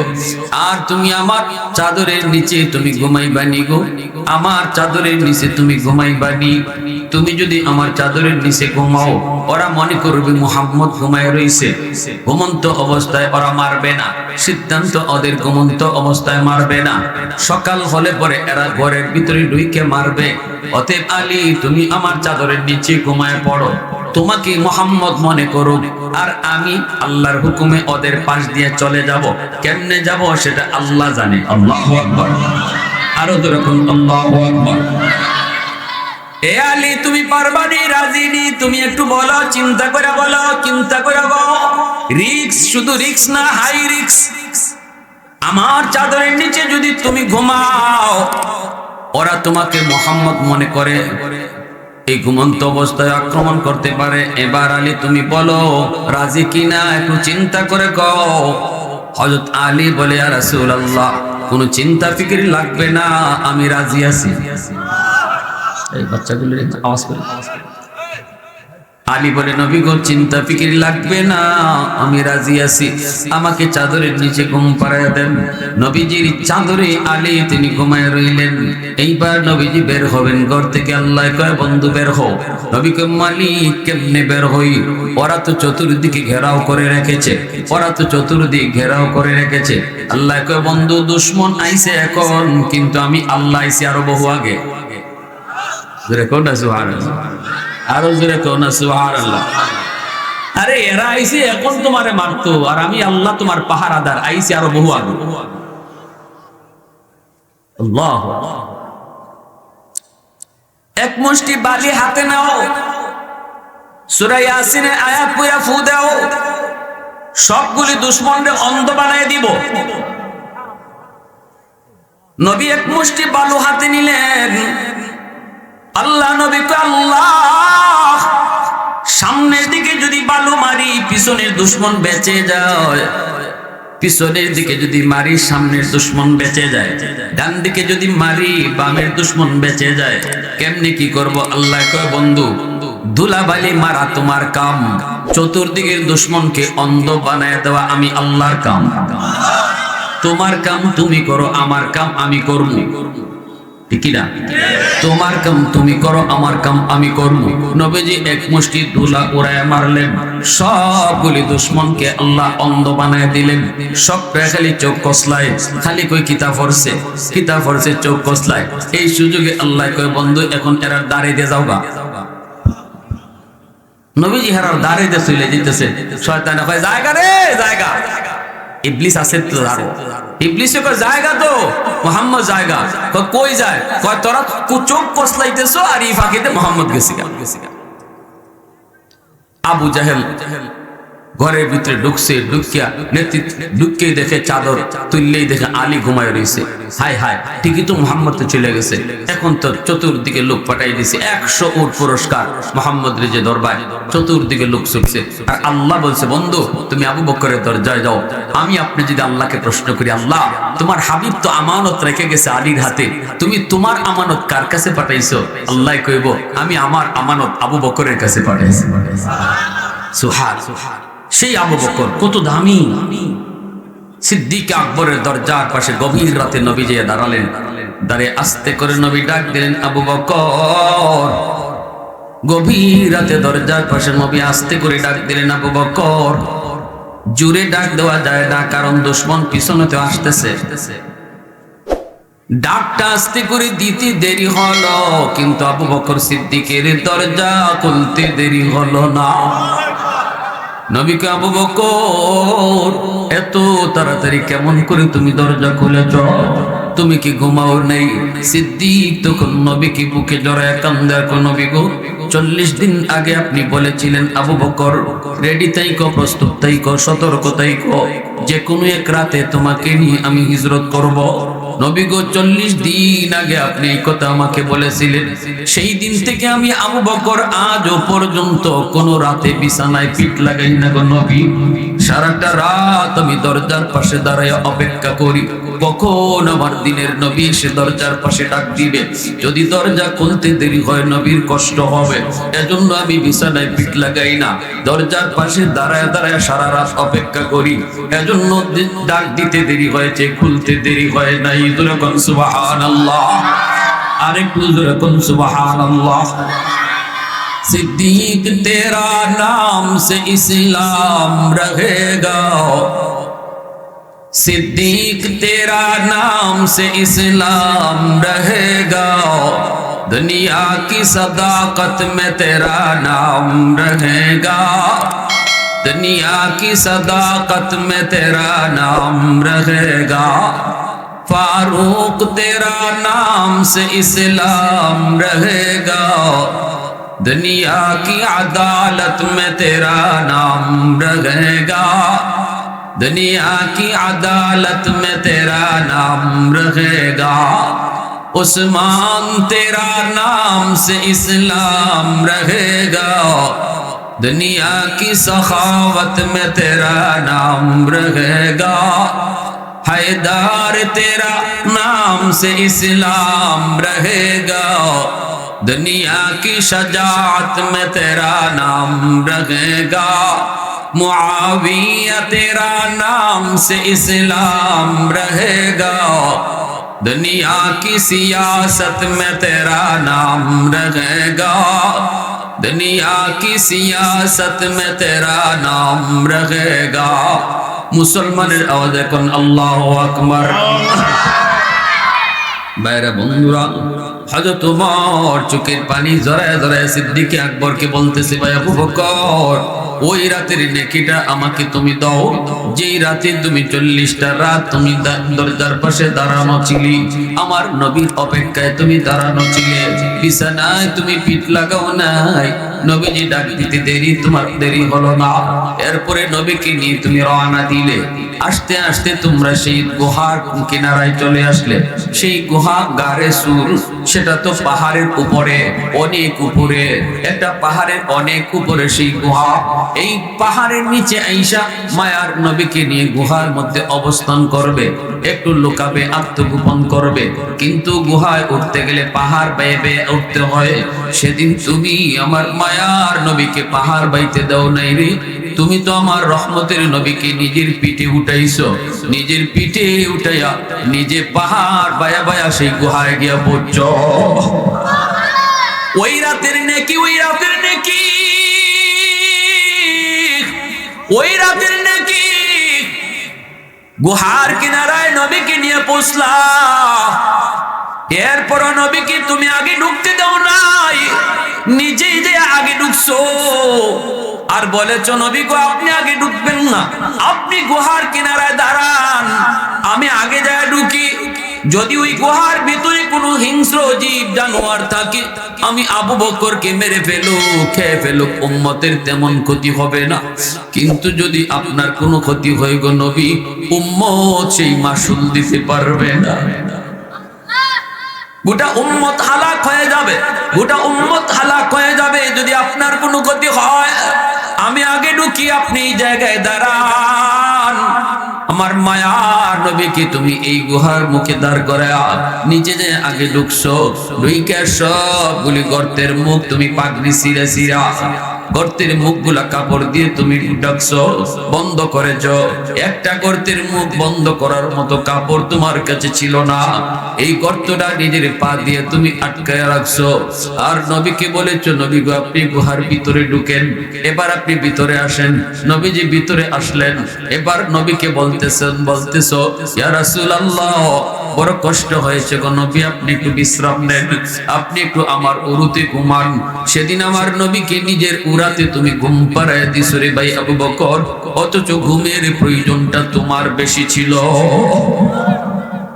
40টা রাত তুমি ঘুমাও নাই, 40টা রাত তুমি ঘুমাও নাই, ঘুমের প্রয়োজন তোমার বেশি, তবু নিজে ঘুমাও নাই, আমার নবীরে নিজের উরাতে ঘুম পাড়ায় দিছো। পাহাড় বেয়ে বেয়ে তুমি উঠছো, নবীকে নিজের পিঠে উঠাইছো। আল্লাহ নবী যখন যার পিঠে উঠছে সেই সবার আগে চলে গেছে। নবীজি আবু বকরের পিঠে,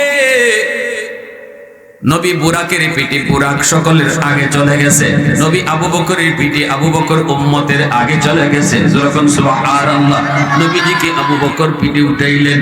এইবার নবীজি গুহার ভিতরে ঢুকলেন, আবু বকর সিদ্দিকের উরাতে নবী ঘুমায় পড়লেন। নবীজি ঘুমাইতেছেন, সরওয়ারে দু জাহান রাহমাতুল লিল আলামিন, সরওয়ারে কায়নাত রাহমাতুল লিল আলামিন, শফিউল মুজদাবিন, আল্লাহ পাকের দোস্ত আবু বকর সিদ্দিকের পায়ে ঘুমাইতেছেন, উরাতে ঘুমাইতেছেন, আর সিদ্দিক নয়ন জোড়ায়া, চোখ জোড়ায়া জোড়ায়া নবীর নুরানি চেহারাটা দেখতেছে। আল্লাহু আকবার, জোরে বলেন। আমার নবীর নুরানি চেহারা আবু বকর চোখ জোড়ায় জোড়ায় দেখতেছে। ওই অবস্থায় যেই গুহা, যেই গর্তটা তিনি পা দিয়ে আটকায় রাখছেন, কাপড় ছিল না বন্ধ করার, এই গর্তের মধ্যেই ছিল একটা সাপ। এই সাপে সিদ্দিক একবারে পায়ে দিল কামড়, বিষাক্ত সাপের কামড়। পাটার সাথে সাথে সরায় ফেললেন, সাপটা বের হলো, কিছুক্ষণ দাঁড়ায় থাকলো, এরপরে আবার গর্তের ভিতরে চলে গেল। বিষাক্ত সাপের বিষের যন্ত্রণা সিদ্দিক আকবর কেমনে সেটা সহ্য করে গো, কেমনে সহ্য করে? দাঁতে দাঁতে কামড় দিয়ে কিরিবিরি খায়া সহ্য করে, তবু নিজের বডিটা নড়াচড়া করেন না, শরীরটা নড়াচড়া করেন না। কারণ শরীর যদি নড়াচড়া করি, আমার মায়া নবীর ঘুম ভেঙে যাবে। আশিক রাসূল কাকে কয় একটু খেয়াল করে শোনো, দিল দিয়ে শোনো। আমার নবীর কেমন আশিক সাহাবায়ে কেরাম ছিল।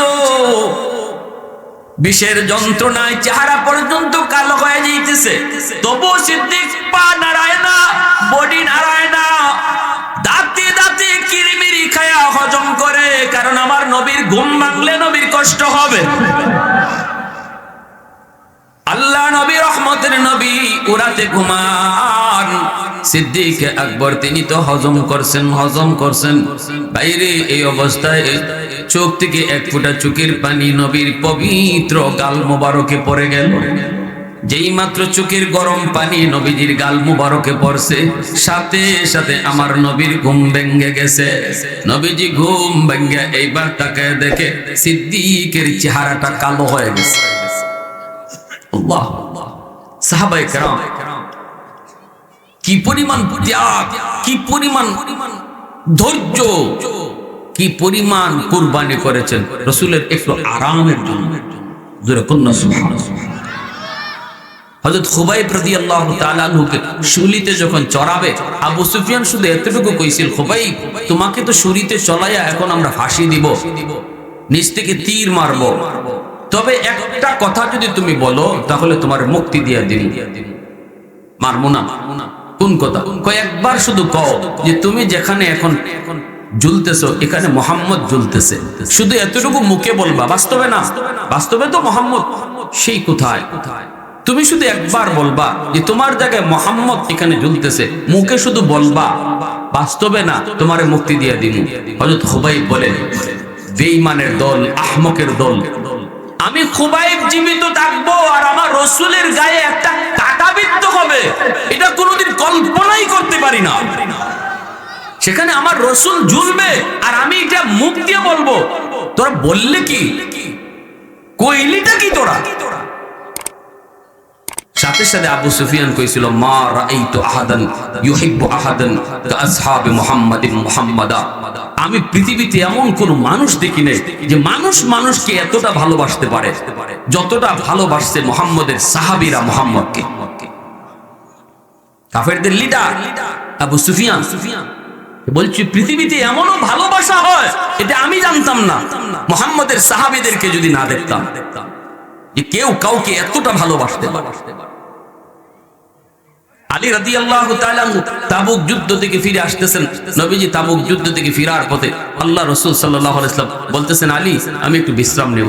হযরত আলী সাথে সাথে বয়ে গেছে, বয়ে বলতেছেন, ইয়া রাসূলুল্লাহ আমার উরাতে ঘুমান। নবীজি উরাতের মধ্যে মাথা রেখে এই মরুভূমিতে নবীজি শুয়ে পড়ছেন। হযরত আলী মনে মনে ভাবছেন নবীজি হয়তো একটু পরে ঘুম থেকে উঠে যাবেন, কিন্তু না, নবীজির চোখ যে লাগছেই, এইদিকে সূর্য লাল হয়ে যাইতেছে। আল্লাহ রাসূল আসরের নামাজ পড়ে ফেলছেন, কিন্তু আলীর কোনো কারণে আসরের নামাজটা বাকি ছিল। আলী মনে মনে ভাবছেন নবীজি ঘুম থেকে উঠলে আমি আসরের নামাজটা পড়বো, কিন্তু এখন তো দেখা যায় রাসূলের ঘুম আর ভাঙে না, আবার সূর্য লাল হয়ে সূর্য ডুবে যাইতেছে, আসরের নামাজ তো কাজা হয়ে যাবে। হযরত আলী চিন্তায় পড়ে গেলেন, পেরেশান হয়ে গেছেন, হ্যাঁ এখন আমি কি করি? আমি কি নবীকে ঘুম ভাঙাবো, নাকি আমার সূর্য ডুবে যাবে, নামাজ কাজা হয়ে যাবে? কোনটা করব? নবীর ঘুম ভাঙাবো নাকি নামাজ কাজা করে ফেলবো? এইবার আলীর মন কয়, আলীরে সাবধান, সূর্য ডুবে যায় ডুবে যাক, নামাজ কাজা হয়ে যায় কাজা হয়ে যাক, তবু মায়ার নবীর ঘুম ভাঙাবি না। সুবহানাল্লাহ। সরওয়ারে দু জাহান আল্লাহর দোস্তর ঘুম ভাঙাবি না। রহমতের নবীর ঘুম ভাঙ্গাবি না, এজন্য তিনি আর ঘুম ভাঙ্গালেন না। সূর্য ডুবে গেল, আল্লাহ নবীর ঘুম ভাঙলো। নবীজি ঘুম ভাঙ্গে দেখেন আলীর চেহারাটা বিবর্ণ। নবীজি বলতেছেন, আলীর এই ঘটনা কি, চেহারা এমন কেন? তুমি কি আসরের নামাজ পড়ো নাই?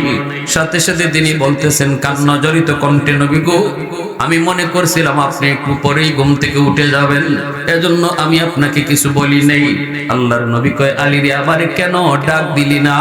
আলী কয়, না গো নবী, আমার মন বলে না আপনাকে ডাক দিব না, ডাক দিলে আপনার ঘুম ভাঙলে কষ্ট হবে, এজন্য আমি আপনাকে ডাক দিই নাই। সূর্য ডুবে গেছে, ডুবে যা। আল্লাহর নবী এবার আল্লাহর কাছে হাত উঠে, আল্লাহ রদ্দে শামস নামক কিতাবের ভিতরে লিখেন, আল্লাহর নবী হাত উঠে, আল্লাহ সূর্য তোমার হুকুমে উঠে, তোমার হুকুমে ডুবে। আমার আলী, আমার আলী আজকে তোমার দোস্তর আরামের দিকে খেয়াল করার কারণে আসরের নামাজ পড়তে পারে নাই, তোমার সূর্য ডুবে গেছে। আল্লাহ, আমার আলী অক্ত মতো নামাজ পড়তে হবে, টাইম মতো নামাজ পড়তে হবে, সূর্য উপরে থাকতেই নামাজ পড়তে হবে, কারণ সূর্য ডুবছে তোমার বন্ধুর আরামের দিকে খেয়াল কইরা হাত তোমার কাছে উঠাইলাম, এই হাত নামাবো না, হাত উপরে থাকতে থাকতে সূর্য আবার আকাশে উঠায় দাও। আল্লাহু আকবার, জোরে কোন। সূর্য আবার আকাশে উঠাও, আকাশে উঠাও, যেন আমার আলী টাইম মতো নামাজ পড়তে পারে। আল্লাহ নবীর হাত উপরে থাকতে থাকতে আল্লাহ পাক ডুবন্ত সূর্য আবার আকাশে উঠায়া দিয়েছেন। আলী টাইম মতোই নামাজ আদায় করেছে। জোরে কন্না সুবহানাল্লাহ, আরো জোরে সুবহানাল্লাহ। उल्फत में तेरी वैसी ने दंदान को तोरा, बू बकर उमर नक्श कदम तेरा न छोड़ा। उल्फत में तेरी वैसी ने दंदान को तोरा, बू बकर उमर नक्श कदम तेरा न छोड़ा। ऐ उशाक़ नबी वाक़े असरार मदीना, सुल्तान का सुल्तान है सुल्तान मदीना, कार का सरकार है सरकार मदीना, गुलजार का गुलजार है गुलजार मदीना। मोहब्बतेर साथे आवाज दिया कोन আল্লাহু আকবার।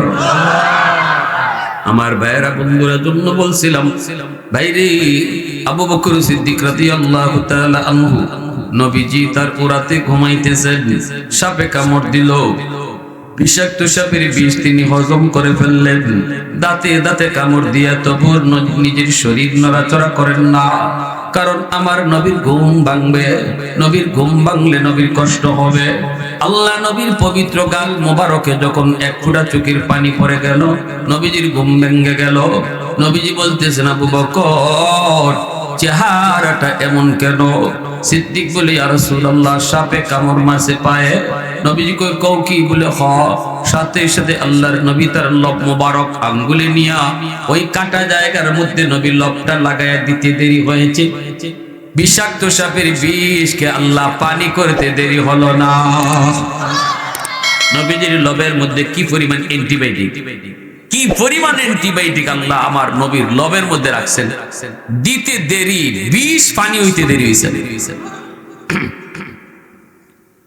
এইবার নবী কয়, আরে সাপ তুই গর্ত থেকে বের হ। আল্লাহ নবী ডাক দেওয়া মাত্রই গর্তের ভিতর থেকে সাপ বেরিয়ে আসলো। নবী বলতেছে, বল বল আমার আবু বকরের পায়ে কেন কামড় দিছো? সাথে সাথে আল্লাহ পাক সাপের জবান আল্লাহ খুলে দিয়েছেন। এই ক্ষমতা আল্লাহর আছে না নাই?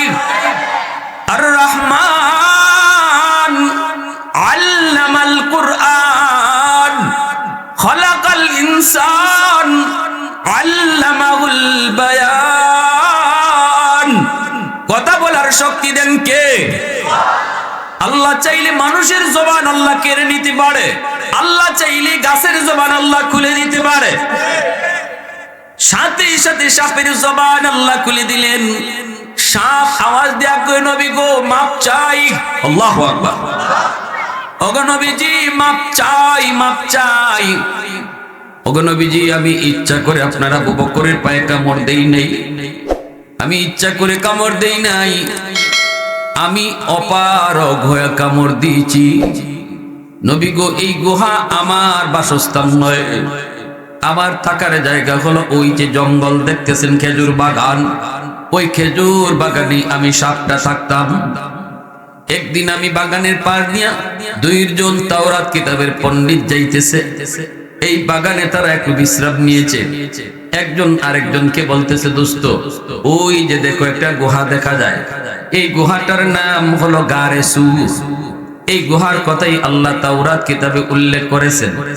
এই সেই গুহা, যেই গুহায় আখেরি নবী, রহমতের নবী হিজরতের রাতে অবস্থান করবেন।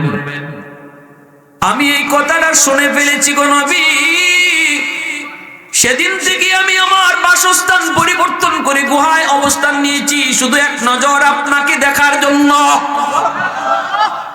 এক নজর শুধু আপনাকে দেখবো, বেশি দূর খাইতেও যাই না, কোথায় কখন কোন টাইমে জানি আপনি ডুইকে আবার চলে যান, আমি আপনারে দেখতে না পারি। কষ্ট করে গুহার মধ্যে অবস্থান করতেছি দীর্ঘদিন, প্রতীক্ষার পর আজকে আমার সেই স্বপ্ন পূরণ হতে চলেছে। আমার রহমতের নবীকে এক নজর আমি দেখতে পারবো, কিন্তু আপনার আবু বকরের পায়ের কারণে বের হতে পারি না। আমার গর্তের আর কোনো মুখ নাই, অন্য কোথাও দিয়া বের হওয়ার সুযোগও নাই, এজন্য আমি চেষ্টা করেছি, বের হওয়ার পারি নাই, কোথাও কোনো সুযোগ নেই। বাধ্য হয়ে আমি আবু বকরের পায়ে কামড় দিয়েছি গো নবী, যেন পাটা সরায়। পাটা সরানোর পর আমি বের হইয়া আমার দীর্ঘদিনের মনের আশা আমি পূরণ করছি আপনার নুরানি চেহারা দেখার পর। নবী গো, আমি মাপ চাই, মাপ চাই।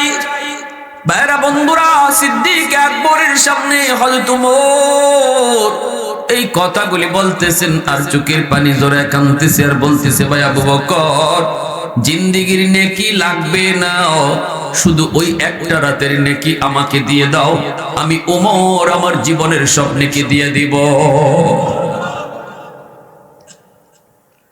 আবু বকর সিদ্দিক বলে, ভাই ওমর, তাহলে তো একটু জানা দরকার এই রাতে আমার কি পরিমাণ নেকি হয়েছে, এটা তো আগে একটু বোঝা দরকার, জানা দরকার।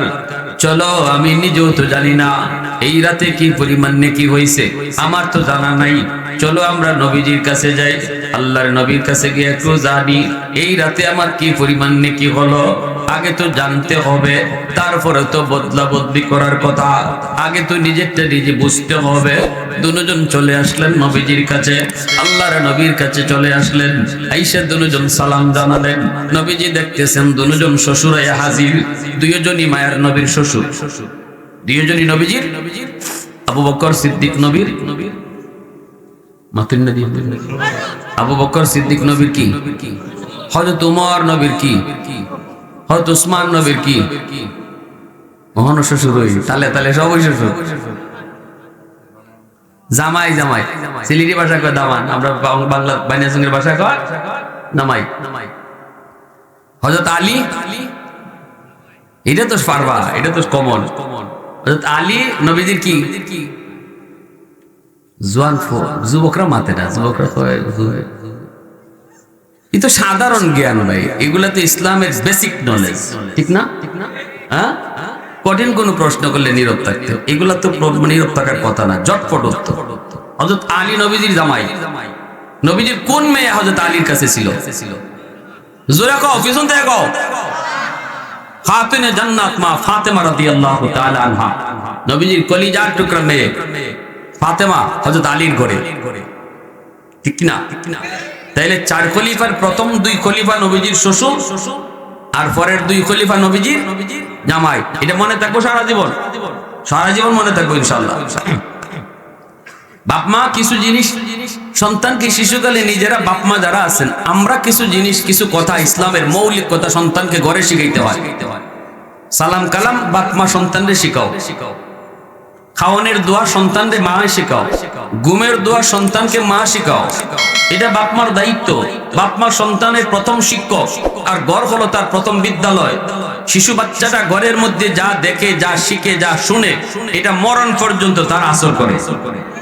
এটা তার ব্রেইনের মধ্যে, জেহেনের মধ্যে, মেমোরির মধ্যে রেকর্ড হয়ে থাকে।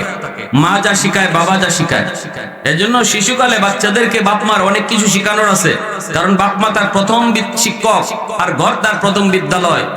এজন্য আমার বাচ্চারা ঘরে কি দেখবে, কি শিখবে, কি বুঝবে, কি শুনবে, এটা বাপ মা ভুল করলে চলবে না। এখানে বাপ মা সঠিক সিদ্ধান্ত নিতে হবে।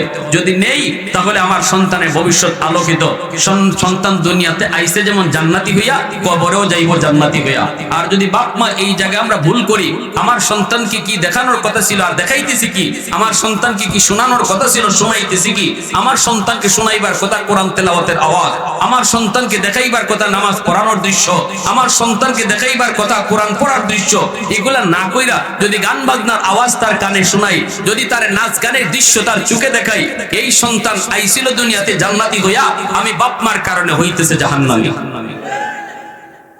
কিয়ামতের ময়দানে সন্তান আল্লাহর আদালতে মামলা দিবে, রব্বানা আতিহিম দিফাইনি মিনাল আযাব ওয়াল আনহুম লানান কাবীরা। আল্লাহ আমার বাপরে ডাকো, আমার মারে ডাকো, কেন আজকে আমি জাহান্নামী? আমার বাপ মা জবাব দিক, আমার বাপ মার কাছ থেকে জবাব নাও। তারা আমারে কি দেখানোর কথা ছিল দেখাইলো কি, কি শিখাইবার কথা ছিল শিখাইলো কি, কি ফরাইবার কথা ছিল ফরাইলো কি। আল্লাহ আমারে তো ওই ফরাইবার কথা যেই ফরাতে তোমার পরিচয় আছে, আমারে তো ওই পড়ালেখা করাইবার কথা যেই পড়ালেখায় আখিরাতের কথা আছে, আমারে তো ওই পড়ালেখা করাইবার কথা যেই পড়ালেখায় নামাজের কথা আছে। নামাজ শিখায় নাই, ব্যাঙ্গের ভাল শিখাইছে, ঠিক কিনা? আমারে নামাজ শিখায় নাই, সাইকেল দৌড়ানি শিখাইছে। আল্লাহর পরিচয় শিখায় নাই, আকদম বাকদম ঘোরাড্ডম সাজে শিখাইছে। আমার রাসূলকে জিবরাইল কয়, নবী গো আপনি পড়ুন, ইকরা। জাবালে নূর, গারে হেরা, জিবরাইল আয়েশা বলতেছেন, নবী গো আপনি পড়েন, ইকরা। নবী কয় কের পড়া? আমি পড়া জানি না। জিবরাইল আবার কয়, নবী গো আপনি পড়েন। নবী কয় না, আমি পড়া জানি না। আল্লাহর জিবরাইল আবার কয়, নবী গো পড়েন। নবী কয় কের পড়া? পড়া জানি না। তখন জিবরাইল কয়, ইকরা বিসমি রাব্বিকাল্লাযী খালাক, পড়েন আপনি আপনার রবের নামে। এইবার রাসূল মুস্কি হাসিয়া কয়, হ্যাঁ এখন পড়তে পারি। যেই পড়ার মধ্যে আমার আল্লাহর নাম আছে, এই পড়ালেখা এখন আমি অবশ্যই পড়ব। আর যখন তুমি বলতেছো আমারে পড়েন, আমার আল্লাহর নাম ছাড়া কিসের পড়া? এই পড়া আমি রাসূল পড়বো না। আমার আল্লাহর নাম ছাড়া, আমার আল্লাহর পরিচিতি ছাড়া যেই পড়া, এটা পড়াই হইতে পারে না। ওই পড়ালেখার দ্বারা মানুষ হওয়া যায় না। যেই পড়ালেখায় আল্লাহর পরিচিতি নাই, আখিরাতের ভয় নাই, এই পড়ালেখা বইরা যে যত বড় শিক্ষিত হইব, এ তত বড় ডাকাই দিব। কথাটা শক্ত হইলো কোন লাগছে? এ তত বড় ডাকাই দিব। 20,000 টাকা 30,000 টাকার লোভে পইরা ডাক্তার যদি কয় নরমাল ডেলিভারি কেসের রোগীরও যদি কয় সিজার করাই লাগবে, নাইলে মাও মরবো বাচ্চাও মরবো, দিল তোমার ভয় লাগাইয়া। এখন তুমি জমি বেচো আর বাড়ি বেচো, তোমার কি যায় না যায় এই খবর ডাক্তারের নেওয়ার দরকার নেই। তো ডাক্তারের দরকার হলো 20,000 টাকার লোক পড়ছে, এই ডাক্তারের ডাক্তার কইবেন না ডাকাই কইবেন? খালি ডাকাই না, ওর ডাকাত। এর ডাক্তার হইছে ঠিক, মানুষ হইতে পারছে না, কারণ তার পড়ালেখা আছে, কিন্তু এই পড়ালেখায় আমার আল্লাহর পরিচয় নাই, আখিরাতের ফিকির নয়। কলিজায় এই শিক্ষা দেওয়া হয় নাই, এ জীবন নয়, মরণের পরের জীবনই আসল জীবন। এই সবক তারা দেওয়া হয় নাই, এই স্লোগান কলিজায় দেওয়া হয় নাই। এই জীবনের প্রতিটা কাজের হিসাব আমার আল্লাহর সামনে দিতে হবে, এই সবক তারা শেখানো হয়নি। এজন্যই রাসূল কইছে, ও জিবরাইল কের ফোরা, খালি কো ফোরো কের ফোরা, আমার আল্লাহর নাম ছাড়া আবার ফোরা কে? যখনই জিবরাইল কই ফোরেন আপনার আল্লাহর নামে, তখনই রাসূল ফোরা শুরু করছে। এজন্য বলবো সাবধান, সন্তানকে স্কুলে 5 বছর পড়ানোর কোনো দরকার নেই, প্রাইমারিতে 5 বছর পড়ানোর কোনো দরকার নেই। 5টা বছর নুরানি মাদ্রাসায় পড়া, নুরানি মাদ্রাসায় 5টা বছর পড়া। এই 5 বছরে আপনার সন্তানকে মুসলমানের বাচ্চা আগে বানান, আগে তারে মুসলমানের বাচ্চা বানান, এরপরে ডাক্তারের বাচ্চা বানাইন। ইঞ্জিনিয়ার বানাইবেন, পাইলট বানাইবেন, যা বানান, আগে মুসলমানের বাচ্চা বানাইতে হবে। আমার সন্তানের বড় পরিচয় ডাক্তার নয়, আমার সন্তানের বড় পরিচয় সে মুসলমানের সন্তান। এজন্য সবার আগে তার মুসলমানই শিখতে হবে। কারা কারা রাজি আছেন একটু হাত তুলে আল্লাহকে দেখা। আল্লাহ কবুল করো, জোরে কোন আমিন। 5 বছর নুরানি মাদ্রাসায় পড়াইবেন, এরপরে তার হাই স্কুলে দিবেন। মাদ্রাসাগুলোতে এখন স্কুলের সমমানের অঙ্ক ইংরেজি রাখা হয়েছে, একদম স্কুলের সমমানের অঙ্ক ইংরেজি, যেন আপনার বাচ্চা হাই স্কুলে যাইতে কোনো সমস্যা না হয়। ভালো টিচার রাখা হয়েছে, আপনাদের দিকে খেয়াল করে, শুধু আপনাদের দিকে খেয়াল করে। গোটা মুসলিম উম্মার সন্তানের লেখাপড়া শুরু হবে মাদ্রাসা দিয়া, স্কুল দিয়া নয়, মাদ্রাসা দিয়ে শুরু হোক। এরপরে তারে আপনি যে লাইনে দেন দিয়েন। আলেম বানাইতে চান না, অসুবিধা নাই, আমরা টানাটানি করব না। সব মুফতি সাহেব হলে ডাক্তার হবে কে? সব যদি মুহাদ্দিস হয় ইঞ্জিনিয়ার হবে কে? দেশ চলবে কি কইরা? চলো, ডাক্তার হোক, ইঞ্জিনিয়ার হোক, তবে তার জীবনের লেখাপড়া শুরু হবে আমার আল্লাহর পরিচয় লইয়া। আর মুসলমানি লইয়া সে ডাক্তার হবে, মুসলমানি লইয়া সে ইঞ্জিনিয়ার হবে, মুসলমানি বাদ দিয়া নয়। যদি মুসলমানি বাদ দিয়ে আমার সন্তান স্কুল কলেজ ভার্সিটিতে যায়, কিয়ামতের মাঠে এই মা বাবাকে আল্লাহর আদালতে সন্তান আসামি বানাবে, খেয়ানতকারী হিসাবে আসামি বানাবে, সন্তান আসামি বানাবে। এজন্য বাপ মার কিছু দায়িত্ব আছে না নাই? আমার আব্বার একটা ঘটনা মনে করে কইলাই, আমার আব্বারে তো আপনারা চিনু নেই, জেনারেল শিক্ষিত মানুষ, আলেম মতো না। সেই ছোটবেলা আব্বার পাশে আব্বার একজন বন্ধু বসা, আমি গেলাম রুমে ঢুকছি, ছোট মানুষ দেখবেন বাচ্চা বাপ মার পাশে গিয়ে ঘষাঘষি করে, তো আমি যে একটু বাবার পাশে গেছি, সালাম দেই নাই, এটাই আমার অপরাধ ছিল। আব্বা বলছেন বাবা সালাম দিলা না? তো আমি সাথে সাথে বলতেছি আসসালামু আলাইকুম ওয়া রাহমাতুল্লাহ। সালাম তো শিখাইছেন, কিন্তু এই সময় আমি হয়তো ভুলে গেছি, ভুল হয় কি হয় না, ভুলে গেছি। তো আমার চাচা যিনি আঙ্কেল ছিলেন, ইনি বলতেছেন ওয়ালাইকুম আসসালাম বাবা, বেঁচে থাকো। কিন্তু আব্বা বলতেছেন না, তোমার সালাম গ্রহণ করা হবে না, রুম থেকে বের হও। আমারে বলতেছেন রুম থেকে বাইর হও, রুম থেকে বাইরিয়া আবার রুমে ঢুকবা, সালাম দিয়ে ঢুকবা। আমার আঙ্কেল বলতেছিলেন ভাই বাদ দেন, ছোট মানুষ বুঝে না, সালাম তো দিছেই, এখন তো দিছেই, এটা তো শুধরাই দিছে। আব্বা বলতেছেন না, এখন যদি তার সালামটা নেই সারা জীবন মনে থাকবে না, আর যদি রুম থেকে বের কইরা সালাম দিয়ে ঢুকাই এটা জীবন ভর মনে থাকবে। 30 বছর আগের ঘটনা কেন আমার আজও মনে রইল? এজন্য বলতেছি বাবা, বাবা না শুধু আদর্শ বাবা হও, মা না শুধু আদর্শ মা হও, সমাজ পরিবর্তন হয়ে যাবে। গন্ডগোল কোথায় আমাদের? রোগ যেখানে সেখানে ওষুধ দাও। আগুন লাগছে শেরপুর, পানি লয়ে যায় ফরিদপুর। রোগ আসমানও, চিকিৎসা জমিনও। কেন আমার সন্তান আজকে ইয়াবাকুর, গাঞ্জাকুর, মদকুর হবে? কেন আজকে সে বেলাইনে বেফতে যাবে? গন্ডগোল তো গোড়ায়, ঠিক কিনা জোরে বলে? গন্ডগোল গোড়ায়। যেই সময়ে চারা গাছে পানি দেওয়ার কথা ওই সময়ে পানি দিলাম না, এখন আমি পানি পানি করে চিৎকার করলে লাভ কি হবে? গাছ তো মোটা হয়ে গেছে, এই গাছে এখন আর পানিতে কাজ হবে না। পানি দেওয়ার টাইমে গাছ, চারা গাছে পানি দিতে হবে। এজন্য হাত জোর করে আপনাদেরকে বলবো, উলামায়ে কেরাম শুধু আপনাদের দিকে খেয়াল করে মাদ্রাসার নুরানি বিভাগে স্কুলের সমমানের অঙ্ক ইংরেজি রাখছেন, যেন আপনার সন্তানের লেখাপড়া মুসলমানি শিক্ষা হয়, মুসলমানি লইয়া যেন আপনার সন্তান সামনের দিকে আগায়, জীবন যেন আল্লাহর পরিচয় নিয়ে আসে সামনের দিকে আগায়। ঢাকা ইউনিভার্সিটির বাংলা বিভাগে পড়বে, নাস্তিকদের ভিড়ে যায়ও নাস্তিক হবে না।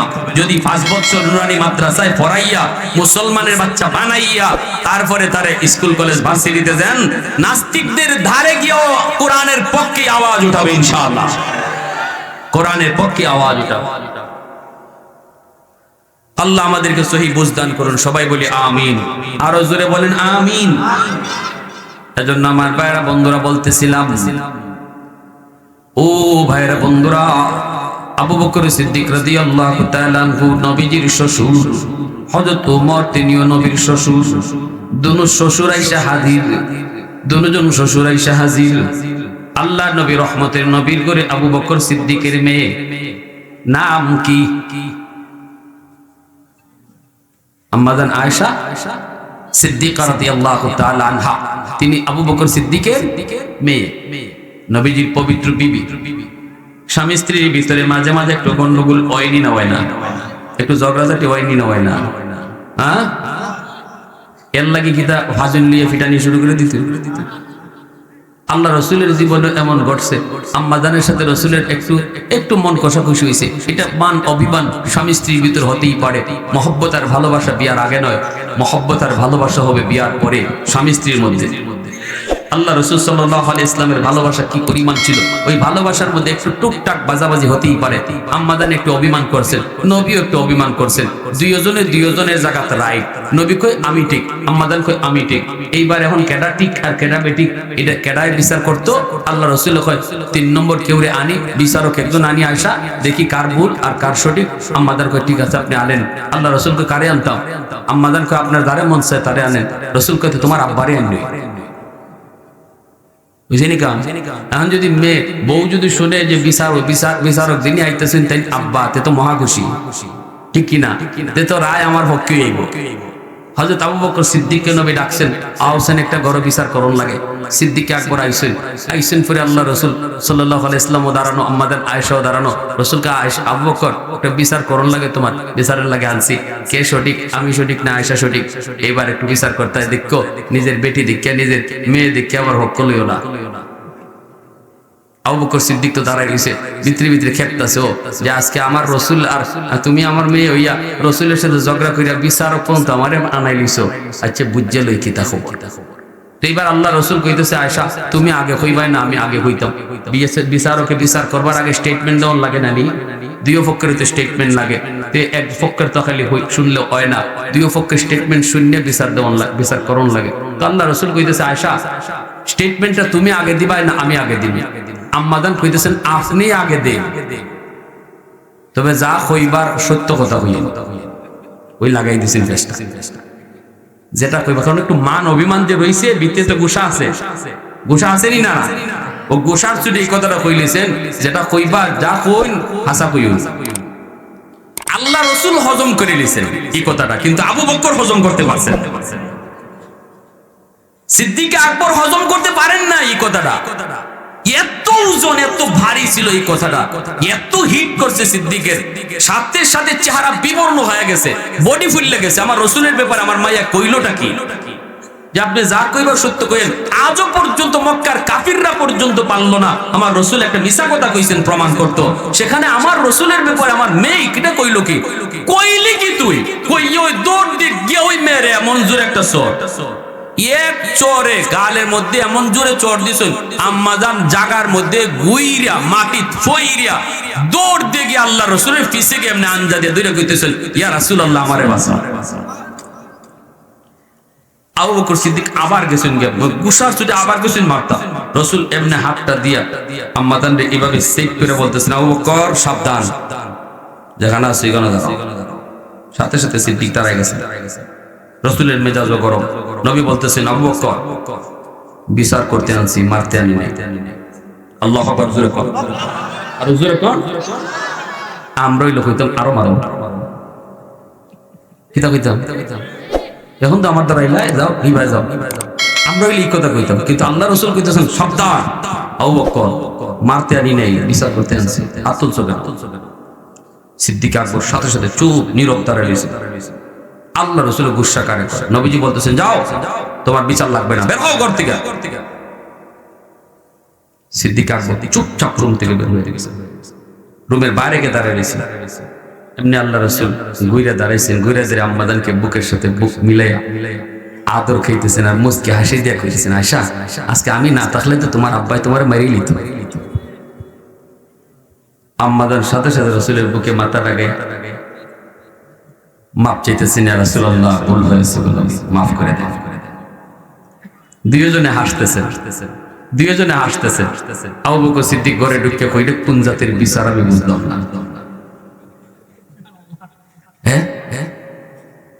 এই ছিল রাসূল করিম সাল্লাল্লাহু আলাইহি ইসলামের আদর্শ। এই হলো আমার নবী, আপনার নবী। সেই নবীর আদর্শ কই? আমরা কি এগুলা মানি, শুনি, বুঝি? আমরা আমার মতো চলতেছি। সিদ্দিক বলি ইয়া রাসূলুল্লাহ ঝামেলা বাচ্চা উমরের সাথে। উমর কয় তার জীবনের সব নেকি আমারে দিয়ে দিব, আর আমার জীবনের এক রাতের নেকি নিতে চাই। কয় রাতে? জোরে কোন কয় রাতে? এক রাতে। মেহমান নিয়ে আসেন, এক রাতের নেকি। এখন ইয়া রাসূলুল্লাহ ওই রাতের নেকি যে কি পরিমাণ এটা তো আমি জানি না, আপনার কাছে আইছি আমরা শুধু জানার জন্য ওই রাতে আমার কি পরিমাণ নেকি হইছে। আল্লাহ রাসূল বলে আবু বকর এটা কোন রাতের কথা বলছো? সিদ্দিক আকবর বলে ইয়া রাসূলুল্লাহ সেই রাতটা হলো আপনার সাথে হিজরতের রাত। আল্লাহ নবী নীরব সব নিস্তব্ধ হয়ে গেলেন। নবীজি এইবার তিনি ডাক দিয়া বলেন, আবু বকর রে, জীবনের নেকি তোমরা বদলা বদলি করবা কি করবা না আমি জানি না, সিদ্ধান্ত আমি দেব না, তোমাদের ইচ্ছা।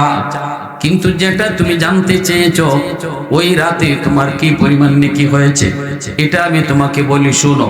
ও আবু বকর, ওই এক রাতের নেকি যদি তোমার এক পাল্লায় রাখা হয়, আর উমর সহ গোটা উম্মতের নেকি যদি এক পাল্লায় রাখা হয়, তোমার পাল্লা পারি হয়ে যাবে। আরেকটু জোরে কন্যা সুবহানাল্লাহ, আরো জোরে সুবহানাল্লাহ।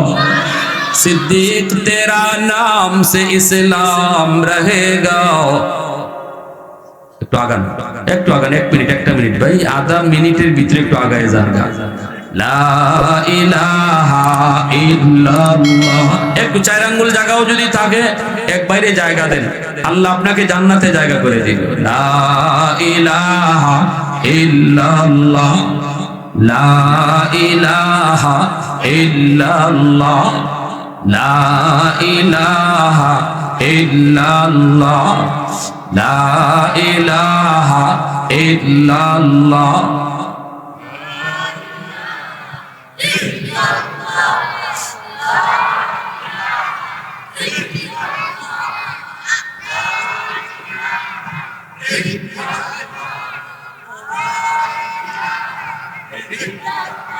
জোরে লা ইলাহা ইল্লাল্লাহ।